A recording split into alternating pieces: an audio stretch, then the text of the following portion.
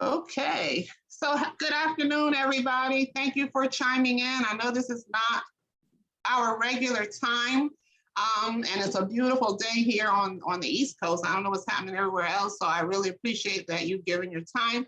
And my folks from South Africa, thank you for chiming in and showing up as I figured that you would. I know it's 6 o'clock over there, so trying to do these international calls. The challenge is trying to find times that are conducive to everyone's schedule. So I will be doing monthly calls for international calls so that we can be exposed to Black people living in different places and, not only living, but thriving and surviving, so that we can be encouraged to look into those things for ourselves and certainly to travel. So thank you for coming. When Black Women Gathers is an organization of Black women, and we create safe spaces for Black women, but obviously we include our community whenever we can, and this is one of those times. So Dazan and Dorothy, when she shows up, will be I call them my double Ds, my co-hosts, Dorothy and Dazan, both of whom I met in South Africa, but they're both Americans, so it's just exciting.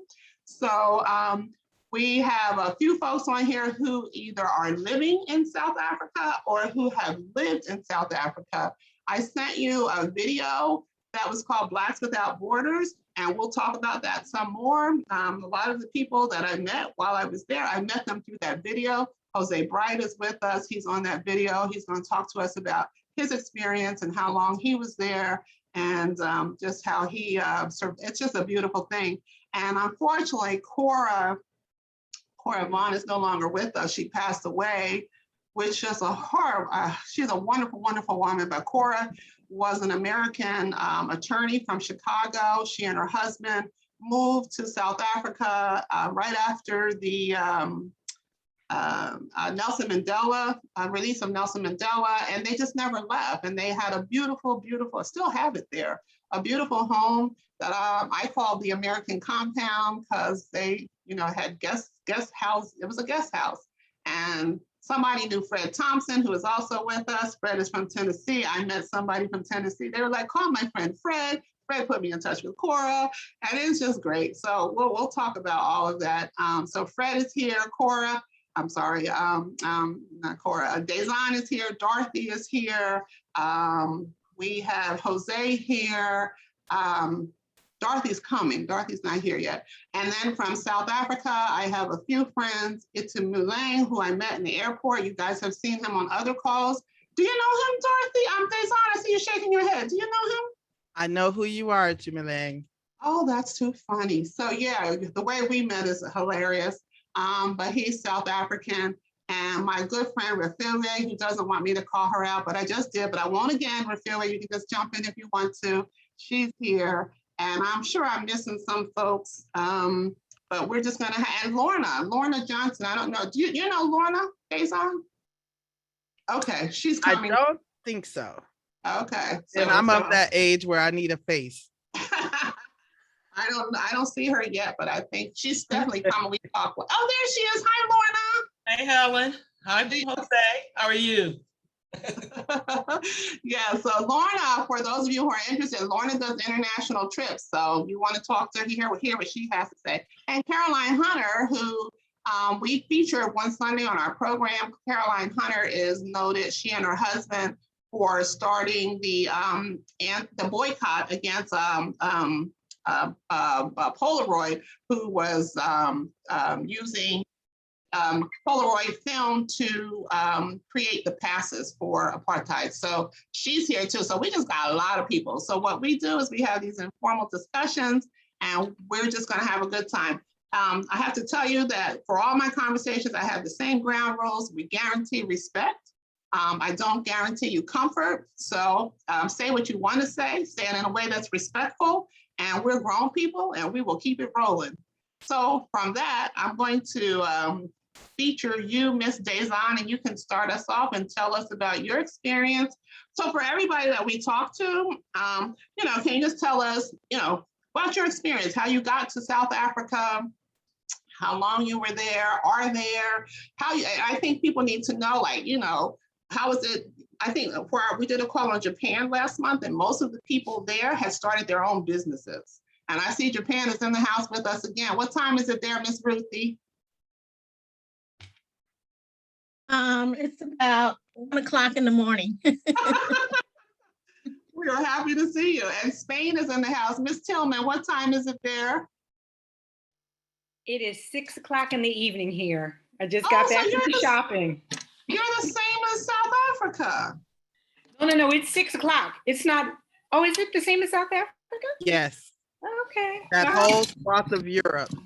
Yeah. Oh, that's so cool. See, I didn't know. See, y'all got a geography thing today too. So let's just start. We're just gonna have a good conversation here. We can start with Dazon, and Dazon, you're my co-host, so keep this rolling and keep everybody engaged. And we'll just start with you. If you can tell us what took you there, and I love your business. Tell us about what you're doing and how those of us who might wanna consider coming there, what would we need to know or do? Okay. Absolutely. Well, thank you so much, Helen. It's so good to see you. Excited. Yeah. I swear, I think the last time we were physically in the same space was when we were actually in a living room watching Jose rehearse for his TEDx talk. Remember that? Yes. His Jose, TEDx what year was that? Yeah, so DC. What year was that, Jose? It was 2013. 13, yeah. Wow. So it's just good. Dang, child, that's 8 years. That's a long time. And it took coronavirus to bring us back. It's hilarious. So hey everybody, and happy Saturday. I'm Dazon Dixon-Jallow, and in my pretty much everyday life, because I got a lot of hats, but in my pretty much everyday life, I am the founder and president of a 32-plus-year-old nonprofit organization based here in Atlanta called Sister Love. I actually, before I get too far along, and the clip or the URL that I'm putting in the box is specifically around our work that we do in South Africa. So Sister Love is the sexual and reproductive health rights justice organization that also focuses on HIV, sexual health mostly, but looking at the intersections of all of these issues in the lives of women and girls of African descent worldwide. And we are focused as a service provider and advocacy organization here in Atlanta, as well as a big community research partner. And we've been in South Africa for over 22 years. So what took me to South Africa, first of all, what spiritually took me to South Africa was as the entire 4 years of my undergraduate experience at Spelman College, I was a part of the HBCU anti-apartheid movement. So that's what brought me into the South Africa space at the age of 17. And it was actually my graduating year in 1986 when the Spelman College Board of Trustees finally, after about 7 years of struggle on our campus, finally divested from South Africa. And just like so many other college campuses, including HBCUs, I think, were also a part of helping turn that tide that led to the subsequent liberation moments that took place from 1990 and on, with the release of Madiba, President Mandela. So anyway, what actually took me to South Africa was my very best friend, Loretta J. Ross, was an election observer in South Africa in 93 and 94. And in 98, a sister from Medgar Evers College named Andrea McLaughlin, many of you may know Andrea, used to host a global meeting called the Black Women's Cross-Cultural Institute. Black women from all over the world, however you identified as Black. So we had Dalit women from India, we had indigenous Aboriginal people from New Zealand, Australia. We even had, some Southern Italians, because and blonde, blue-eyed Brazilians, because for a lot of people around the world, Black is not just the race of just not your race, but also your caste. And so people had an identity, and we all came together, and we came together in Johannesburg. So that was my first trip. Met some lifetime relationships, including the man that I married a year later. So what really took me to South Africa was the universe told me that's where I was going to find my husband. And that's what I did. And I love telling people this story because I lived the proverbial, true it's not the stereotype. Okay, mental pause. The word will come to me in a minute. But the true experience where people say, oh, well, how'd you meet your husband? I go, in the club. Because I actually did. I while there during the Cross Cultural Institute, which was phenomenal and established a whole lot of different relationships for me. I also met a gentleman who is still a prolific writer and media talent, and still is also a DJ. And I went to hear him spin, and that was a club where I met my husband, who was actually from Senegal, hence the Jalo. The fast part of that story is also prior to that, I've been a part of the international sexual and reproductive health rights community for a very long time. And in the early 90s at the Cairo conference, I heard you talk about Egypt. At the Cairo International Conference on Population and Development in 1994, I met a young woman named Prudence Mabele. Prudence Mabele at that time was, I think, 2 years in, maybe about 3 years into her diagnosis. She was the first Black woman in South Africa to publicly disclose her HIV status. She was roughly about 21, 22 years old when she did that, and started the first network in the world of women living with HIV for women in South Africa. And we became fast friends from that moment forward and had promised to work together. So the year after I had first entered South Africa in 98, where lots of adventures happened in addition to meeting my husband, meeting Winnie Madikizela Mandela, and also a whole bunch of other really super soul sonic feminist activists on the ground. A year later, we got our first grant to work in South Africa. So since 1999, we have been working on different initiatives that truly look at the intersections of women's equality, gender, or women's empowerment, of late gender-based violence, which is a critical concern on the not only on the continent, but specifically in South Africa, always focused in on the HIV/AIDS epidemic and all of its intersections. And we also worked a lot on economic development and empowerment for women. So 3 milestones, and then I'll be finished. One of which is the biggest, I think, milestone, or I think accomplishment, was we worked in what some people call a rural area. I'm from Peach County, Georgia, Fort Valley. We are 10,000. We are the smallest county in the state of Georgia. We know what rural is. I grew up on a farm. I know what rural is. Witbank, which is now called Immigrants in Mpumalanga province, which is, for people who've been to South Africa, if you've ever been to Kruger Park, that's where the largest part of Kruger National Park is, in the same province in Mpumalanga.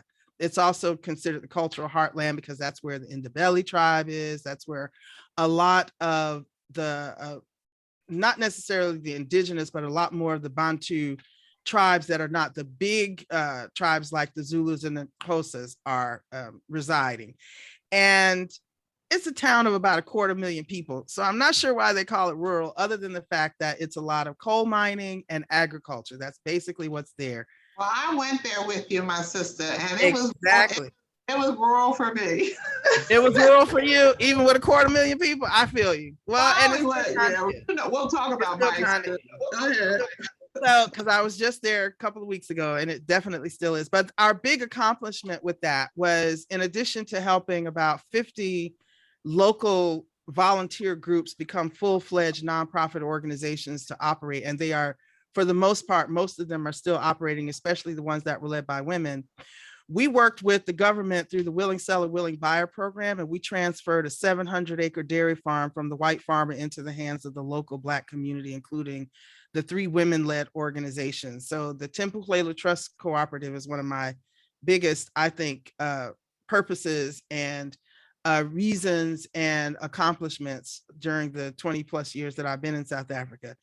The other 2, of course, is that we've been on the front line of implementing a lot of innovations around HIV prevention and biomedical prevention, and working specifically with adolescent girls and young women. And the third one is an ongoing concern that we host called Women Now, and I'll post that link in the chat as well. Women Now is a global gathering focused on the intersections of sexual and reproductive health rights and justice and gender-based violence in women and girls of African descent. And this year, and we started it in Durban, KwaZulu-Natal in 2016.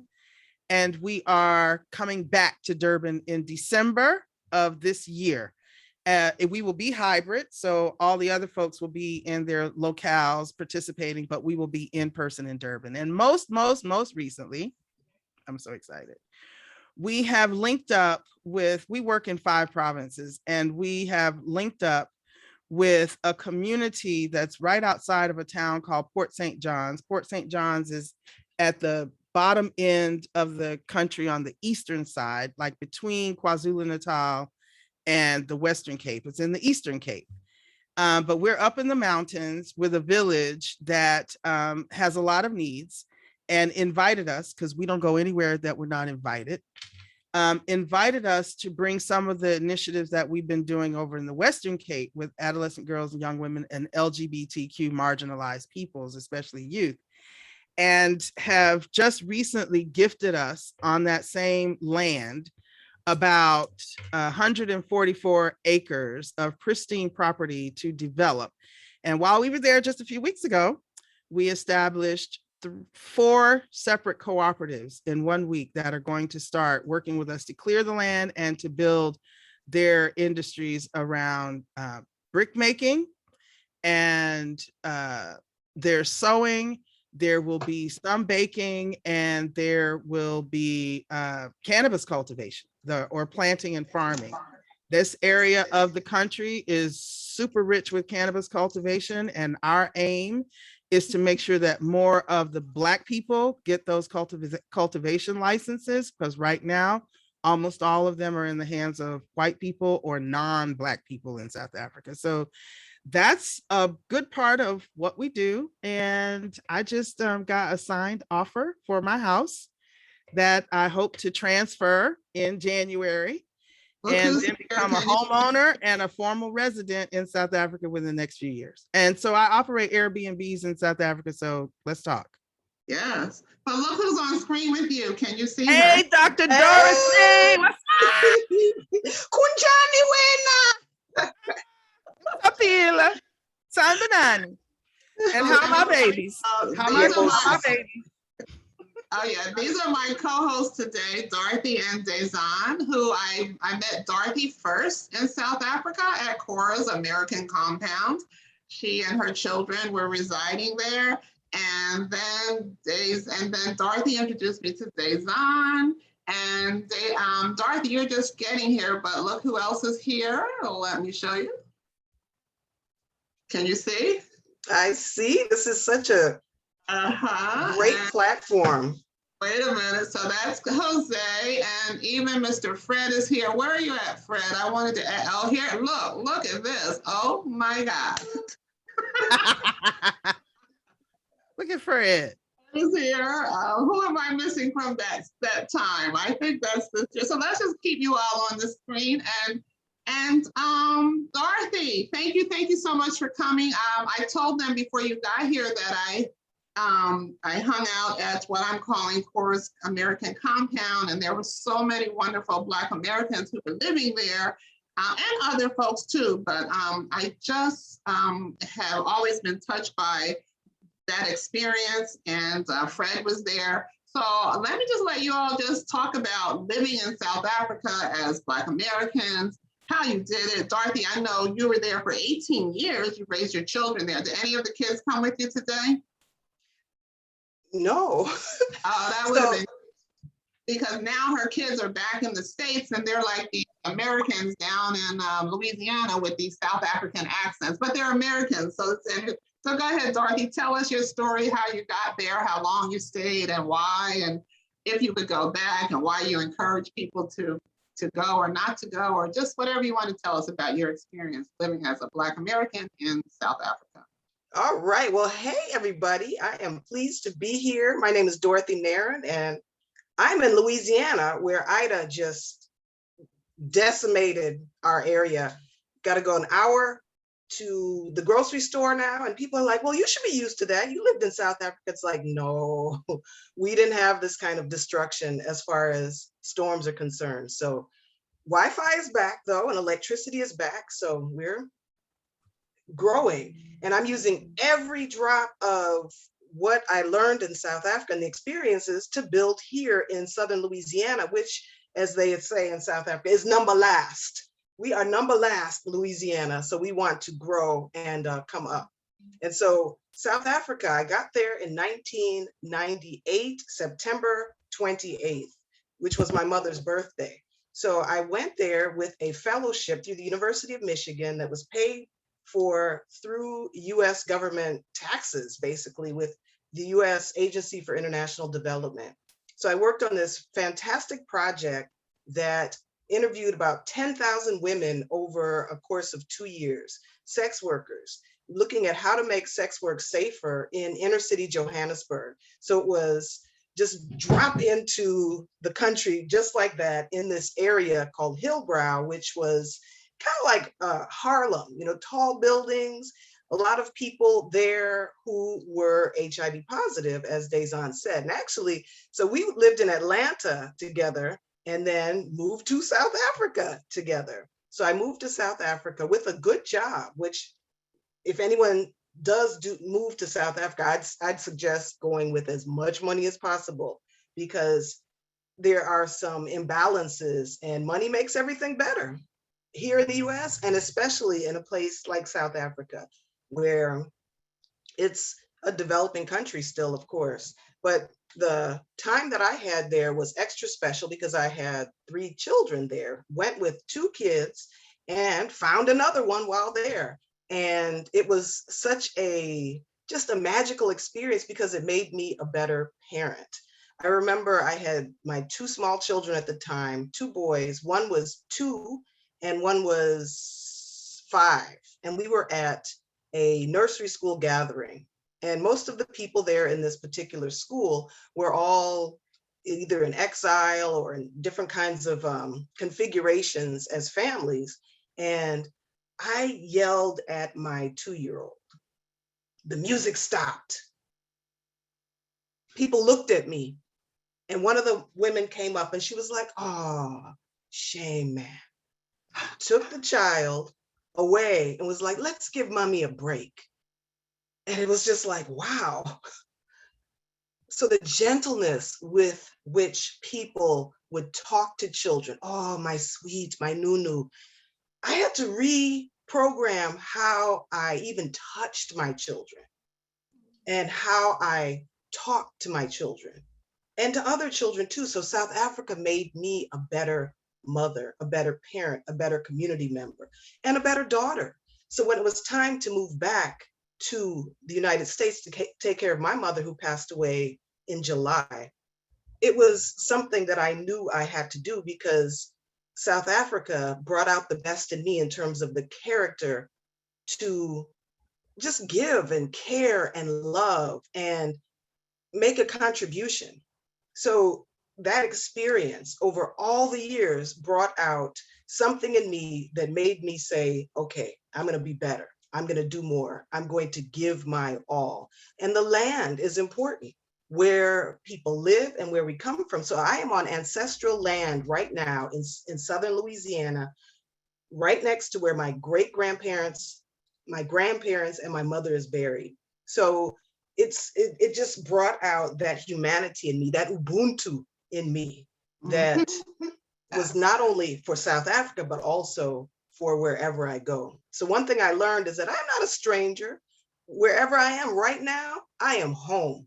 So whether it was at Cora's house or whether it was in Atlanta or whether here in Napoleonville, Louisiana, I am home.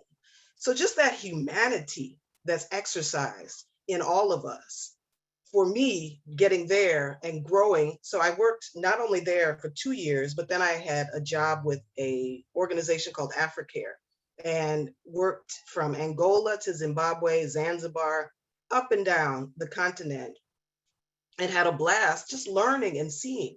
So that experience made me an entrepreneur because I could see, just as Dazan so eloquently described, how, wow, everything is needed and everything can be done.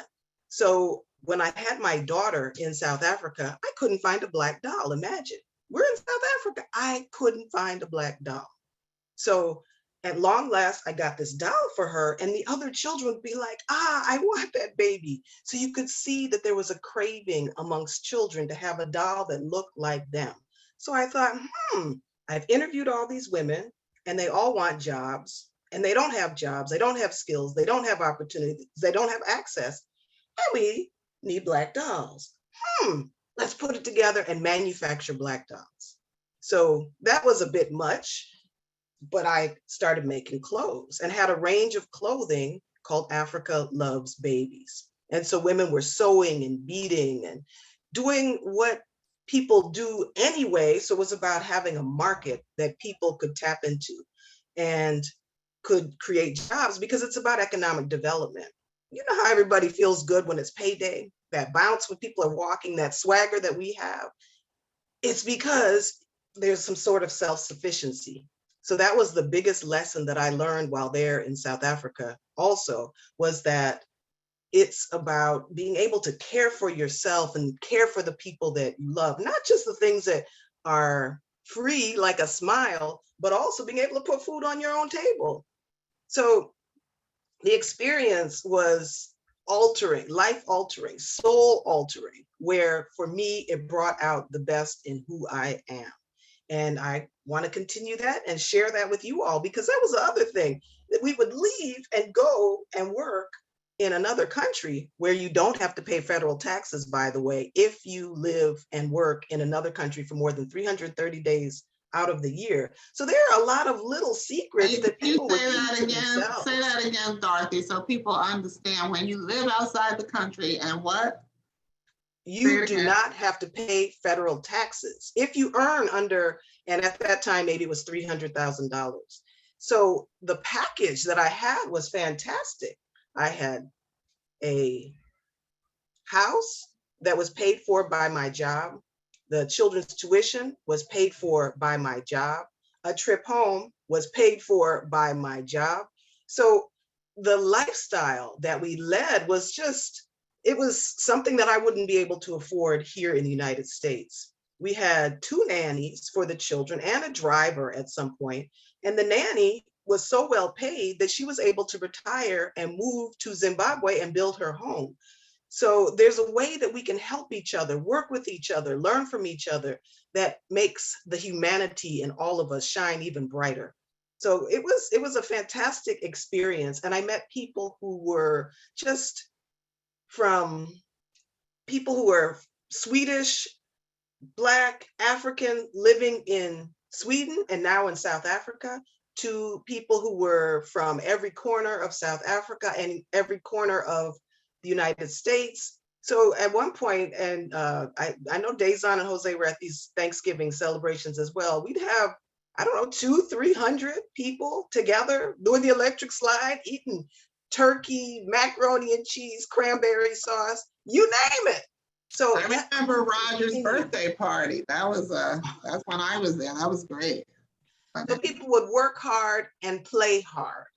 And that was just in the ethos of being there. So it's such a wonderful experience, even to visit like Lorna Johnson. Girl, I know you.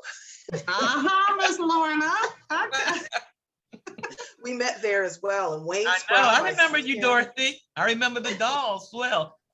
They were beautiful. We're gonna bring Lorna into our conversation so she can tell us how she started taking people to there. And we're gonna bring Caroline in as well. And if Itu Malang, I don't know if you know Itu Malang, Dorothy. I met him in the airport. He's a South African. So I want him to talk about, I want all of us to talk about what's our experience even with South Africans living, like, are you isolated or are you mixing as a community? And let's talk about it. So let me move on to Mr. Jose. Can you tell us about who you are and how you ended up in South Africa and the wonderful, wonderful work that you were doing there? And, you know, do you recommend it for others? I'm going to drop a link in the chain. I sent it to you. I'm in the chat. I sent it to you all. It's called Blacks Without Borders. I just put it there, but I didn't put a title with it.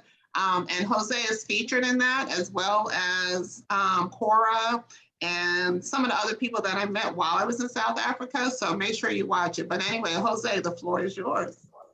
Jose, Sanbanani.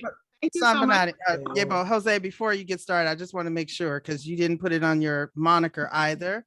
I just want to make sure that it's proper, that we're introducing you as Sir Jose Bright. So Sir Jose Bright, please take the floor. Oh, I'm sorry, and he can explain that to everybody. Thank you, sir. Go ahead. Sanbanani and Dumelang. Hello, everybody. It's quite interesting how I got to South Africa. In '94, I was working for the mayor in Washington, D.C., and a delegation came from South Africa, members of the newly elected National Assembly for South Africa. And I ended up talking with them on local elections. And they in turn invited me to come to South Africa. And I sort of laughed and basically said, you know, I don't really know the cultures, the languages, the context. I have American paradigms, and, you know, I don't, you know, really feel, you know, qualified to come.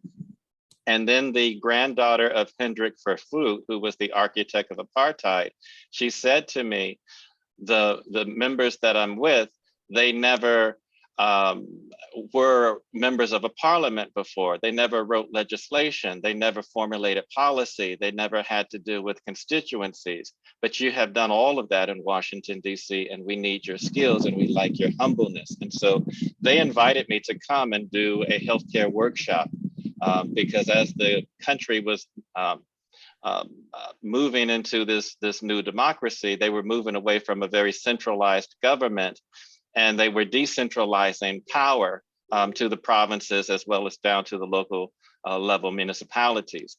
And so they really wanted to have that skill set and start with healthcare reform, because that was the big issue for most people. So December, January, 94, 95, I flew down to Durban. And I did that work, and I was blown away because every time you blinked an eye, history was being made. And so I came back to Washington, D.C. That's where I was living at the time. And I went to a White House event and I met Mandela. He gave a talk because he was trying to raise funds for investment, and he was trying to bring people to help build the new Rainbow Nation. And so in his speech, he talked about the need to extend the branch of brotherly love and peace and togetherness to Americans to come and help build the Rainbow Nation. And then he looked in my direction, and I was like one of 3 raisins in a bowl of milk, as I like to describe it. And he said, especially you African Americans. And so I just felt, okay, Republicans are taking over Washington. Let me put everything in my house in storage. Let me buy a ticket. Let me give my car to a friend. Let me resign from work. And I bought a ticket to go to South Africa. And I didn't have a job lined up. And then the folk in Washington, D.C., they had this big going away party for me. And, you know, there were about 2,000 people in one of these DuPont Circle, you know, 5-story homes. And it was a great send off. And then friends took me to lunch and basically said, so Jose, what are you going to do there? I said, I don't know. And then my friend Julio Castro, who I worked with in DC, he basically said, oh, don't worry about Jose. Jose has 9 lives. He'll land up on his feet. And so I went on a plane, a 3-month ticket, round trip. And I didn't know what I was going to do. I didn't know, you know, how long I would live there, but I knew I had to get on the plane and go. And like Dezan said, spiritually, I just knew I had to go.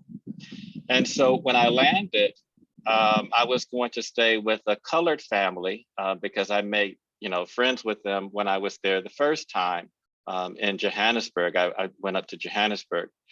And so. Can you explain to people who don't know what that means when you say a colored family? Yes. In South Africa during apartheid, people were categorized by 4 races. One, the top of the pyramid that had all the privilege were white folk.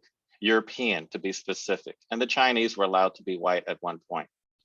And then next on the totem pole were the coloreds. These were the mixed people. They were mixed with, black and white, Indian, white or black, or any of those combinations. They were the colored.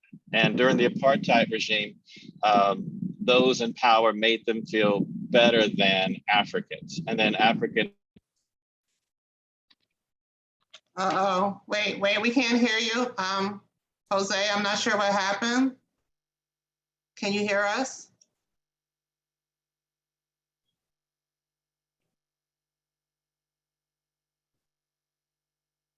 Wait, something's Jose, happening. can you hear us? Jose, can you hear us? We can't hear you. We can't hear you. Something happened. I'm changing my Mac. I mean, my microphone. Can you hear me? Now Yeah, we- got you now. Okay. So what I was basically saying, based upon your status by race, privileges or oppression were handed out to you. And so that was the apartheid regime dispensation of resources. So if you were, if you were classified as white, you went to a school that they called a cement building, swimming pool, gymnasium, etc. If you were African, you had a makeshift school in some cases. And so they, I moved in with a colored family for a year. And then I moved into my own, place. But what was interesting is that when I got to South Africa in 1995, it was the anniversary of the first democratic elections of the country. And so I made 2 telephone calls and the rest is history. I worked for an international consulting firm based in Washington, D.C., but they had, a satellite office in South Africa, in Johannesburg. And so I got, within 2 days, shipped off to the Northern Cape to do strategic planning. In the middle of having the conversation to be debriefed by the Director General of the Department of Education, there was some toy-toying happening outside. And I'm not sure if you know what toy-toying is, but it was the Africans coming together collectively, singing and holding fighting sticks and demanding rights. It was a way of protest that intimidated the white folk. And so it was an amazing experience. And because I was working in education, I asked the question, you're talking about pupil-teacher ratios and you're talking about a number of things. I know nothing about, what your schools look like. And so they gave me a tour of schools across the country. They paid for me to go across the country and see the condition of how children are learning, because it was a young country, meaning most of the population was young. And so people fought for liberation. And this is where the future resided, in the leadership that were to come out of the struggle. And so education was one of those critical things that they had to redress the past imbalances, because under apartheid, they had a different Department of Education if you were Zulu, if you were Xhosa, if you were white, if you were colored, if you were this and that and everything else. And so I was part of the process of helping to amalgamate all these departments into one, and then also doing strategic planning. And so when I took a tour of how children were learning, it broke my heart. It broke my heart because I saw children learning under a tree. It broke my heart because community was building schools and there was no sanitation, there was no running water. I saw so much that it made my heart heavy. And so when I came back to Johannesburg, I decided I wanted to help the children because the children are the future. And so I started volunteering more and more and more. And then at some point, I decided to just work with this one school and work with grades 7, 8, and 9 learners, 10 kids. And I asked my family to give me money to help support them because they were all orphaned due to the HIV/AIDS pandemic. And so the numbers kept growing, and I kept asking, my family and my friends and my book club in Washington, D.C. to send me money because they knew me. And then at some point they started telling other people, and they said, well, Jose, you're in Africa. People don't like donating to Africa because they're not sure if the resources are going to be made available as stated. We know you, but the people we want to help you, they don't know you. And so you're going to have to open up a nonprofit. And so by the time this conversation was happening, I had about 100 kids, grade 7, 8, 9, 10, and 11.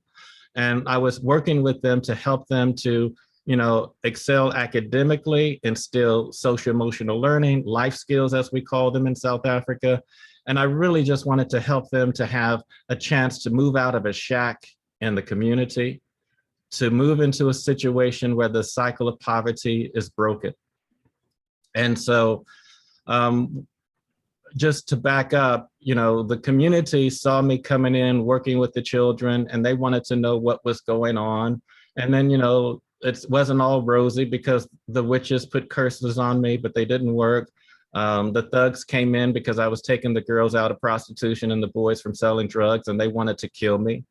And I got called a pedophile and all kinds of things, but I knew the truth, and I knew that I was there to work with the children because that's why God sent me there in the first place. That's the lesson I learned there. And so, the grannies, I love the grannies. We call them go-go's. And the grannies, they came to me one day and they said, Baba Bright, we got to do a traditional Thanksgiving. And I said, what's that? And they told me. And then I said, no, we can't do that. I mean, who's going to buy this and who's going to pay for that? And you guys don't have the resources. I just don't feel comfortable. And then they told me, Baba Bright, Mamela, listen, we had been going to this little hill praying every weekend. And some of us saw a vision of your face driving a green Land Rover before we ever met you. And now that you're doing that, we got to thank God for bringing you to help us with our children. And then I said, okay, tell me more. And then they told me about this traditional Thanksgiving ceremony they were gonna do. I said, you'll give me a heart attack. It's just way too much. And they said, no, we'll put you in a chair. And so what they did is they had me wear all white. They came to my house up in Northcliffe Hills. And there must have been about 700, 800 people from the community. They had organized the kumbis, the taxis for the children and the community to come. The night before, the elders came to, prepare for the slaughter. The traditional healer came and did a traditional ceremony and brought my ancestors to me so that they could work with me. And then the day of the ceremony, they washed my feet. They dressed me in the traditional Masutu attire. That's the nation that has the blankets and the hat and the walking stick. And when they gave me the walking stick, a granny started screaming and talking, and I didn't know what she was saying, but I got goose pimples and I started crying. And then someone told me that she's given you the walking stick of her late husband. Her husband has passed 25 years ago, and he was a prophet. And he came to her in a vision to say, give that man my walking stick. He is the Moses of our children. He's moving them out of mental slavery. He's going to help them to move the generations out of poverty going forward. And then a little girl came up and she said, Baba Bright, I just want to let you know my mother is resting in the bosom of Abraham, knowing that you're there looking after me, making sure I'm fed. And it got more and more and more emotional. And then they gave me this name, Teboho. And Teboho means thank you. Thank you, God, for this person. And so they gave me that name, and we ate, and there was dance, and there was poetry and a host of other things. And I'll never forget that day because it actually changed my life. And so getting back to, working with the children, and we had to register this nonprofit, the kids said, oh, we're going to call it the Bright Trust. I said, no, it's not about me. It's about you. And I don't want my name in the organization. And then the kids were very smart and they said, we'll just call it the Teboho Trust. And I said, I like that because I'm thanking God for you. I don't have any children. I never had a grandparent because both sets were deceased by the time I came into the world. And I have all these wonderful grannies and grandfathers, and I have all these beautiful children. And so, yes, let's call it that. I'm so grateful to all of you. And so the Teboho Trust was established, and we're celebrating 20 years today, and it's still going on. But the work that I did with the children, it made me a human being. it made me realize that to be fully human, to truly understand this philosophy called Ubuntu, which is a Zulu philosophy, I was living and breathing and learning how to do that and bring it back into a community where it was missing sometimes, particularly with the most neglected of the flock. And so Ubuntu basically means you love, you give, you're kind, you support, you trust, you build, not just with the people you know, but everybody. Everybody. And so it's important that if we're going to build community, if we're going to build society, we have to work with everyone. But sometimes everyone is not ready to take their rightful place to do the work. And so we have to do capacity building. And so with the children, the whole trust was around building their capacity to excel academically. And with the adults, particularly the grannies, it was about helping them to put food on the table. So we created a lot of cooperatives, a lot of small businesses, so that they could feel comfortable rather than boil water while the kids fall asleep because the cupboards were bare. They were able to feed the children. They were able to buy shoes for the children. They were able to have the dignity and the respect. And so that's what kept me in South Africa for 20 years, from 1995 to 2015. And during that time, I taught at Wits University, business and management courses, and I taught at the University of Johannesburg, community development and leadership. And I just have to give a shout out to Lorna Johnson, because she organized the most amazing trips, particularly of African-American folk coming to South Africa. And she always made it a point to bring those large groups to Boho Trust. And when they came with shoes, they came with learning materials, they came with clothes, they came with a host of other things.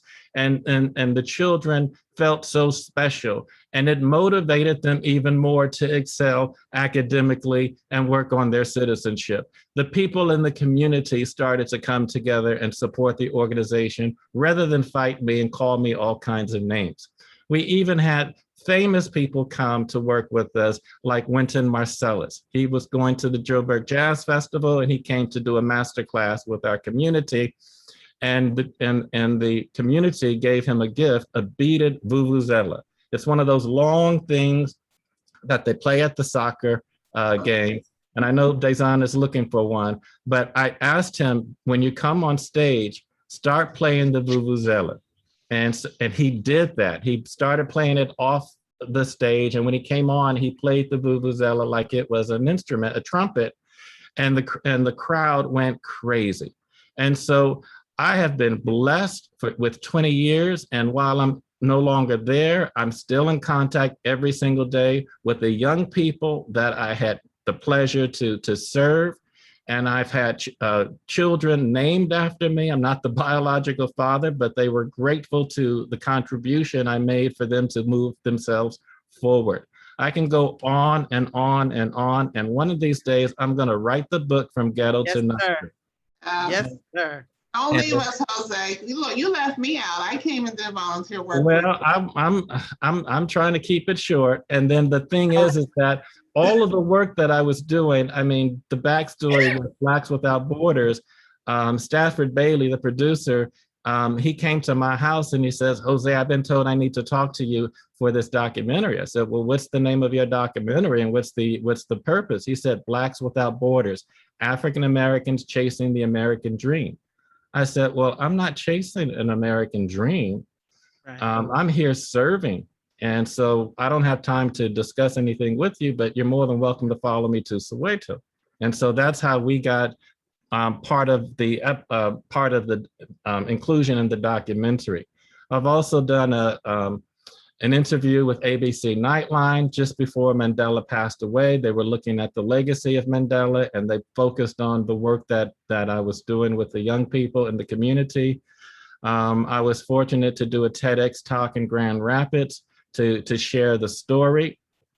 And then I got a call from a countess who basically wanted me to become a Knight of Honor in the oldest Christian humanitarian order going back to Jerusalem during 1046 AD. And so I was knighted in 2013 as a Knight of Honor in that particular order, the Orthodox Order of St. John. It was the Russian Grand Priory. So I was knighted by the Romanov dynasty and the Orthodox Christian Russian Church. And he did wonderful work. When I got to South Africa, I wanted to meet as many people as I could in that film. And I told you I was staying at Cora's compound, which is what I call it. And Carol, I'm gonna jump to you next, but Fred, I need to go to because he's in South Africa and his phone is dying. So I want him to be able to talk to us while, look, he's even in the dark, while he can. And Fred took me out to spend a day doing volunteer work with Jose. And I want you to talk some more about Soweto, Jose, so just hang with us. Fred, before we lose you, tell us what's happening. I know, Fred, I saw you in the dark. I wanted to make sure you weren't load shedding. No, I'm sitting outside. I'm at a bra and I'm freezing, trying to stay away from the noise. But anyway, yeah. So much of what I heard is just elating me. Jose and my three women host, I want to say that I'm really enjoying this and sorry that I have to run, but I want to fast forward to share one of my favorite ladies, and that's Dr. Arakona's Chiambora's website. And I can't find where to type it in, so let me speak very slow. It's easy. That's by listening on the phone. It's our. Who is that needs a mute? Can you see who that is? Go ahead. I forgot to introduce my co-host, but go ahead, Fred. Go ahead, tell us and we'll type it in. It's OURADDI.org. ADDI stands for Africa Diaspora Development Institute.org. Dr. Arakona, she's from my home state. Well, she's from Zimbabwe, but she had one of the largest medical practices in the state of Tennessee. She was asked by then Chairman Zuma, Nkosazana Zuma, to be the AU ambassador to the US. And she's doing some wonderful things. So I wanted to share that with you. The other thing that I want to share, Dorothy, you will remember that while you were in South Africa, we started up the International Decade for People of African Descent. I think it was you who introduced us to that initiative. And the year before last, I was. Can you hear me? Is that you, Fred, or is that somebody else? I don't know what's happening. Okay, go ahead. Is that better? Yes, okay. Go ahead. So what ended up happening with the from Africa, you know how we look at my friend thing? Okay, can we see who that is? I don't know.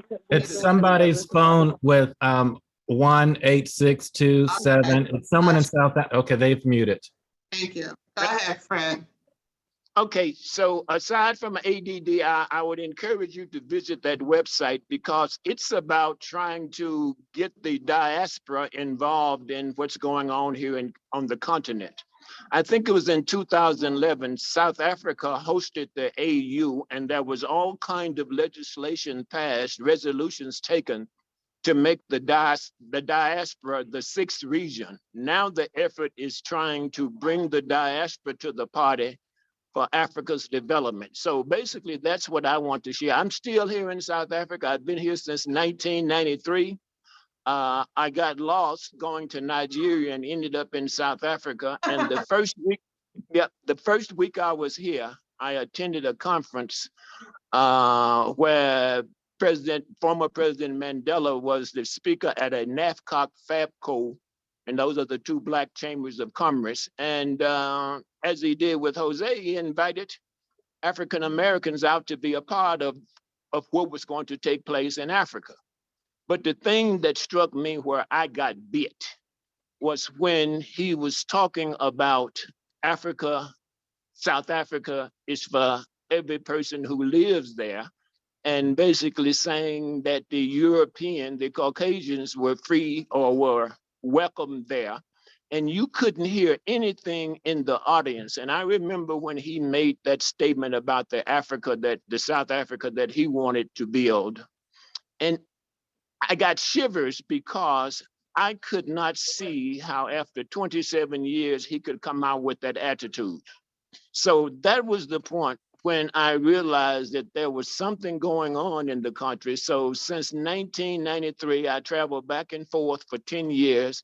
And then in 2002, I moved permanently, and I've been here ever since. And my next movement is up to the West Africa, because there's a lot going on there. As most of you know, Ghana is taking the lead on trying to welcome people of African descent, not just in the US, but Brazil, around the world, to be a part of the continent. So what I want to share is basically look for ways to return, look for ways to be involved. Presently, I'm involved in the digitization from the standpoint that looking at technology as being a bridge for us to be able to unite in a way that I'm saying the opportunity has not been here for us before. So that was what I wanted to share in relation to the International Decade for People of African Descent that ends in 2024.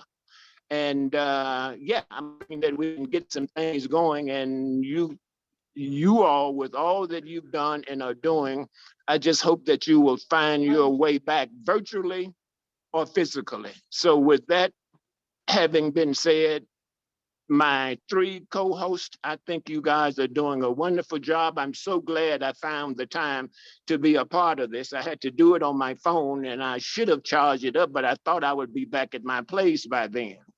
Yeah. And Helen, Yes. Helen, Yes, I Fred.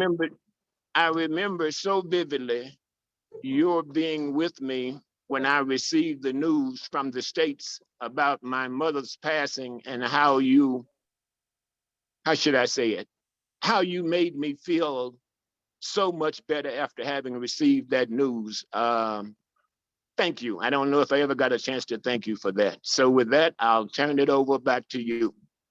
Thank you. Fred is definitely one of my fondest memories. And the way I met Fred, just so you know, it's all about networking. I was having lunch with a friend that I knew in Tennessee, and I was about to leave to go to South Africa, but I didn't know where I was going. I hadn't had arrangements yet. She invited her friend who was running the Civil Rights Museum. I don't remember her name, Fred. And Beverly Robinson. Okay. Yeah. So she put me in touch with Fred, and the rest is history. And then Fred made sure I met everybody I needed to meet while I was there.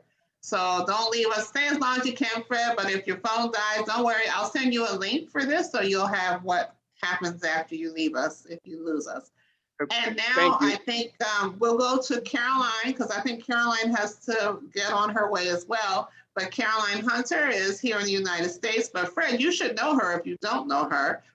Caroline did a lot of work in South Africa, leading the boycotting for apartheid. So Caroline, please tell us who you are, where you are, and your connection to South Africa.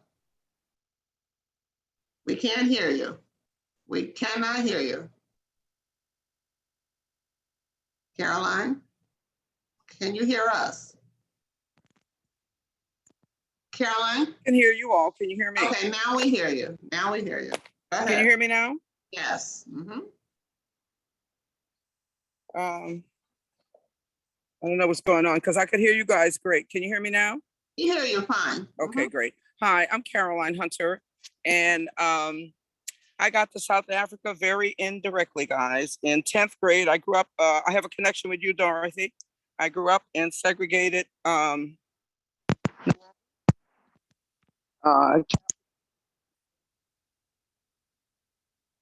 y'all can. We can't hear you when you do your earpiece. We can only hear you. Okay, I'm gonna take that off. And I can't really hear you all. Okay, so I grew up in New Orleans, segregated New Orleans. Went to Xavier Prep. At Xavier Prep, I had a rare white lay teacher, because we had Black teachers and nuns who exposed us to Cry to Beloved Country. I was so moved by that book that I wrote it in the back of my math book. I think it was probably the first time I maybe saw myself in print. I recited that to people, and history took over. 10 years later, I'm working at the Polaroid Corporation, and my colleague, who eventually was my late husband, and I are passing through a shop, and we see a mock-up with the other Black person in his shop on an ID, and it says Department of the Mines, Union of South Africa. And my memory of Cry to Beloved Country comes flooding back to me. He says to me, I didn't know Polaroid was in South Africa. I said, I don't know anything about that, but I know South Africa is a bad place for Black people. We went home. We went to the encyclopedia, for those who are old enough to know that used to be the books. And we looked at the history of South Africa. We went back to the library, checked out books. The more we read, the more we were horrified that our labor was, I'm talking fast because I feel the pressure of having to go do some things. I'm running for elective office. I'm running for the school board for an election that's happening in November 2nd in Cambridge, Mass, where I used to work, where Polaroid was a corporation. But we found out that our employer was making film and equipment for the passbook system. We organized the protests and in 4 days or so presented the corporation with 3 demands. We also got with Chris Antetta, who was a brand new South African divinity student who was in great danger, because, you know, South Africa will send somebody out to hurt you or take you back and hurt you. But Chris put his life on the line and spoke at our rally saying, yes, I got my passbook photo taken on Polaroid, which validated our experience. We presented 3 demands: that Polaroid declare apartheid inhumane here and in South Africa, because Chris let us know about the dual relationship where they come over here and say apartheid is bad and go home and make deals. That Polaroid turned its profits, that Polaroid withdraw from South Africa immediately, and that they turn over their profits to the recognized liberation movements fighting for their freedom. That was the shot heard around the world, because Polaroid had a liberal reputation and we learned how to make news. Ken was fired on the very first day that we presented those demands. We continued on. We testified before the United Nations Special Committee on Apartheid. We testified before Congress. We're in the congressional record. There are special hearings held for us that are in the archives of the UN. And we influenced Ron Dellums. We were the first people to go to Ron Dellums to tell him about Polaroid. That's a long story that'll come out to you guys later. But Ron Dellums, from the minute we told him, he and the Black Caucus filed that legislation for 15 years until they got the veto against South Africa for sanctions. So I'm the organizer of the grassroots movements. I'm really the last one standing and the last one alive. Chris is deceased. Ken is deceased. I had the pleasure of going to South Africa in 1998, right before the elections, where we met with many people because we had a project where we wanted to share with South Africa the work we had done with our students around developing their own curriculum around histories, their own personal histories, which are not in textbooks. That did not work out because of the hierarchical system of South Africa. I continued on, we continued on, and we had a boycott for 7 years. That grassroots movement grew into an international movement, and we got Polaroid out of South Africa after 7 years. It was the beginning of the crescendo of corporations leaving South Africa. Fast forward, I am now a panelist and a speaker on a project called African American Voices Against Apartheid. It's launched by, I'm going to give the doctor credit, Howard University, and a program out of Howard University where I think things are going to be put on hold, but it's planned for us to have a launch of an exhibit honoring African Americans who helped bring down apartheid at the Johannesburg Museum, right now scheduled for February 2022 with a gala in DC at the Lincoln Center, in New York at the Lincoln Center in January. I think all of that's going to be mediated by COVID. But anyway, my life work has been being an anti-apartheid activist. I continue to be an activist in Black Lives Matter and decided to run for elective office because I have this experience as being a veteran educator. I did visit South Africa, as I said, right before the election, and I look forward to going back for this launch of the exhibit. I will send you all a link. I'd like to meet all you all when I come to South Africa, Dorothy. If you're in Louisiana, when I come, we'll be in touch. Dr. Jean Bishop is the initiator of this project. And I'll send you some links that I can't do today, but Helen will get to you. In January of 2020, on Dr. King's birthday, we had a simulcast with scholars and leaders from South Africa, with people in Washington, D.C. and around the country to launch this project. And then most recently, I had the pleasure of going to South African Freedom Day and being present at the embassy. It was their first activity this year since COVID. And I was also on a panel interviewed as one of the contributors to the end of apartheid, on a panel interviewed by Charlene Hunter Galt with other people who worked on the apartheid campaign. So it was spiritual for me. I say the ancestors picked Ken and I came to, from New Orleans, graduated from Xavier with a degree in chemistry, came up to be young and wild and free. Did not come up to start an international boycott and lose my job, my first generation college job that made my mother so proud. But after fighting the FBI, the CIA, and all kinds of forces to diminish us, we are surviving, we're still standing. So I'm proud to Dazon, to meet you, hear of your work. And I'm sure there are intersections because I got the Amanda Award from South Africa Partners, which you're familiar with, the Rosa Parks Award for some other work that I've done, and many awards. But the greatest tribute is being able to be recognized post-Mandela as a contributor to ending apartheid. And I had the pleasure of meeting him and Winnie at a celebration when he came to Boston, and we were responsible for the large turnout of apartheid in this country. We learned that a boycott is not just a boycott, it is an education program. It was a way to bring the world around to the tragedies of apartheid. Our mantra was, you don't have to be Black to hate apartheid. You just have to be right thinking. And we use that mantra and we use the power of the people to bring down Polaroid. So I'm thrilled about what our children can do with the resources that we have and the resources we can bring to bear in linking all of us together to bring development and power to Africa. I was welcomed at the UN. The African delegates came out of the woodwork because we were the first Black people, the first Black workers to stand up on behalf of South Africa. And they couldn't understand how we did it, and we couldn't understand how we did it, but the ancestors made this all possible. So I'm thrilled. I thank Helen for bringing us together, and I look forward to touching you all one day. Getting overwhelmed. So thank you so much. Caroline is down in Martha's Vineyard. So if you all are in Martha's Vineyard, and I think when Black Women Gather, we're going to go down and visit with her. But anybody who's in Martha's Vineyard, look for her when you're there. I want to, first of all, we have some questions. If you all want to take some questions out of the, if Dorothy and Dazon want to help me pull questions. What I failed to do today was introduce my regular hosts, co-hosts who are, some are with me. Let's see who's here. I saw Nana and Laura is here, Nana is here, Phoebe is here. They're my regular roadies. And I have to give shout outs to them. So they're here helping me as well. Nana, are you still with us? I'm here. I had to switch from my phone to laptop. I'm with the kids. We were in the car and then now we're home. So okay. Thank you. They're my regulars. I hope you're enjoying this conversation, everybody. I am. Since you're saying it, I'm enjoying it. And Dazon, I also worked in reproductive health for the last 12 years or so. So as you were speaking, I was just like salivating. The kids were like, calm down. I knew you were connecting with her when she was speaking because of the work that you do. Bibi, do you want to say something to us while we're here? Bibi, Laura? Bibi, Laura?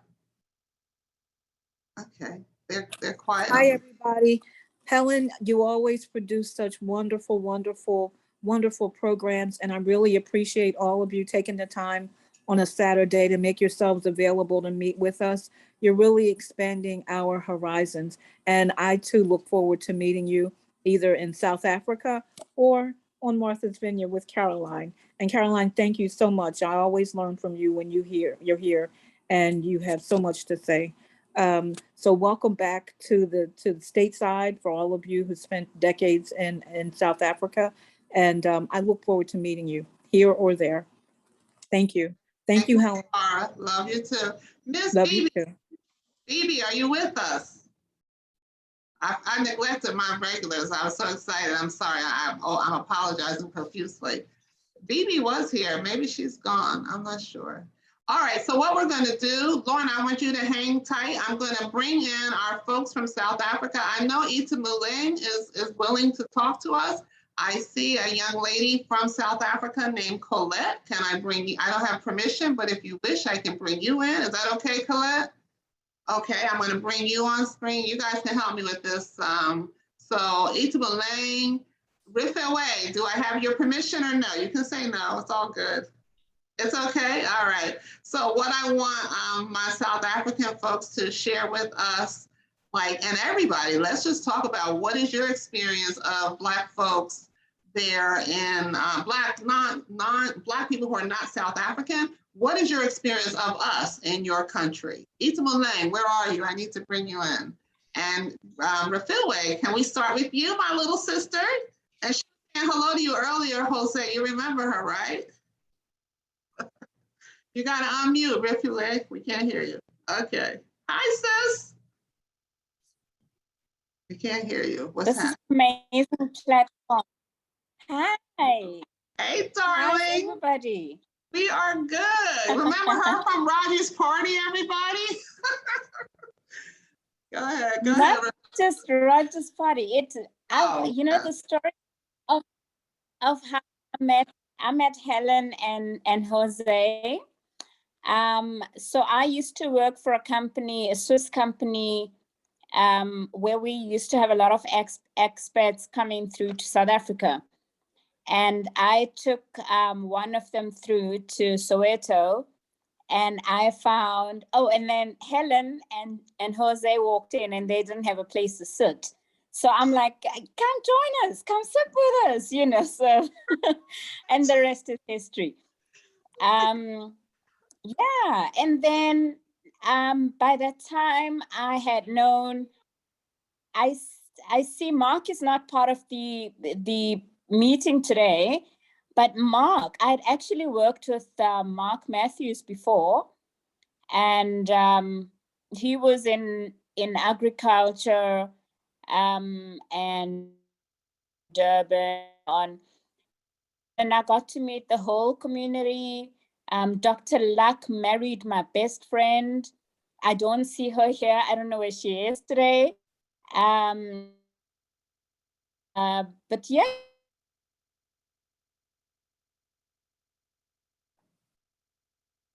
We're losing you. Can you still hear us, Rafilwe? Okay. All right. Ita Muling, let's start with you. Talk about, I love telling how he and I met. We were, for those of you who have heard this before, you'll be like, okay, Helen, we already know. But he and I were in the airport. I was coming or going to Ghana, I'm not sure. And I'm not sure where he was coming or going, but we had a connection in London, and the TSA or whoever was harassing some Black person that neither one of us knew, and we didn't know each other. And we both, being the revolutionaries that we are, stepped up and advocated for whoever that person was. And then he and I had lunch while we were waiting for our next flight. And as Rafilwe says, the rest is history. So go ahead, Ita Muling. And he's been here with me and spent Thanksgiving with us. It was fantastic. But talk to us. Just what has been your experience about Black non-South Africans in the country? Is there a relationship? Just whatever you want to tell us, even about your experience, you know, being a South African.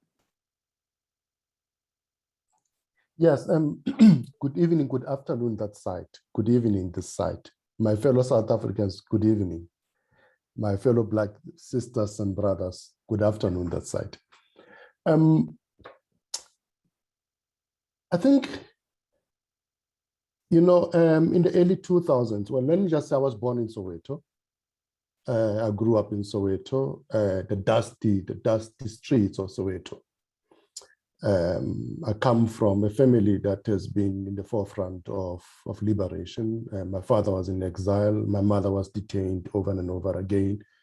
In the early 90s, I was detained, and I have a fracture on my spine because I was hit by the police in those days, because it was in the heat of liberation. Even though Mandela had been released, we still had to fight for certain things.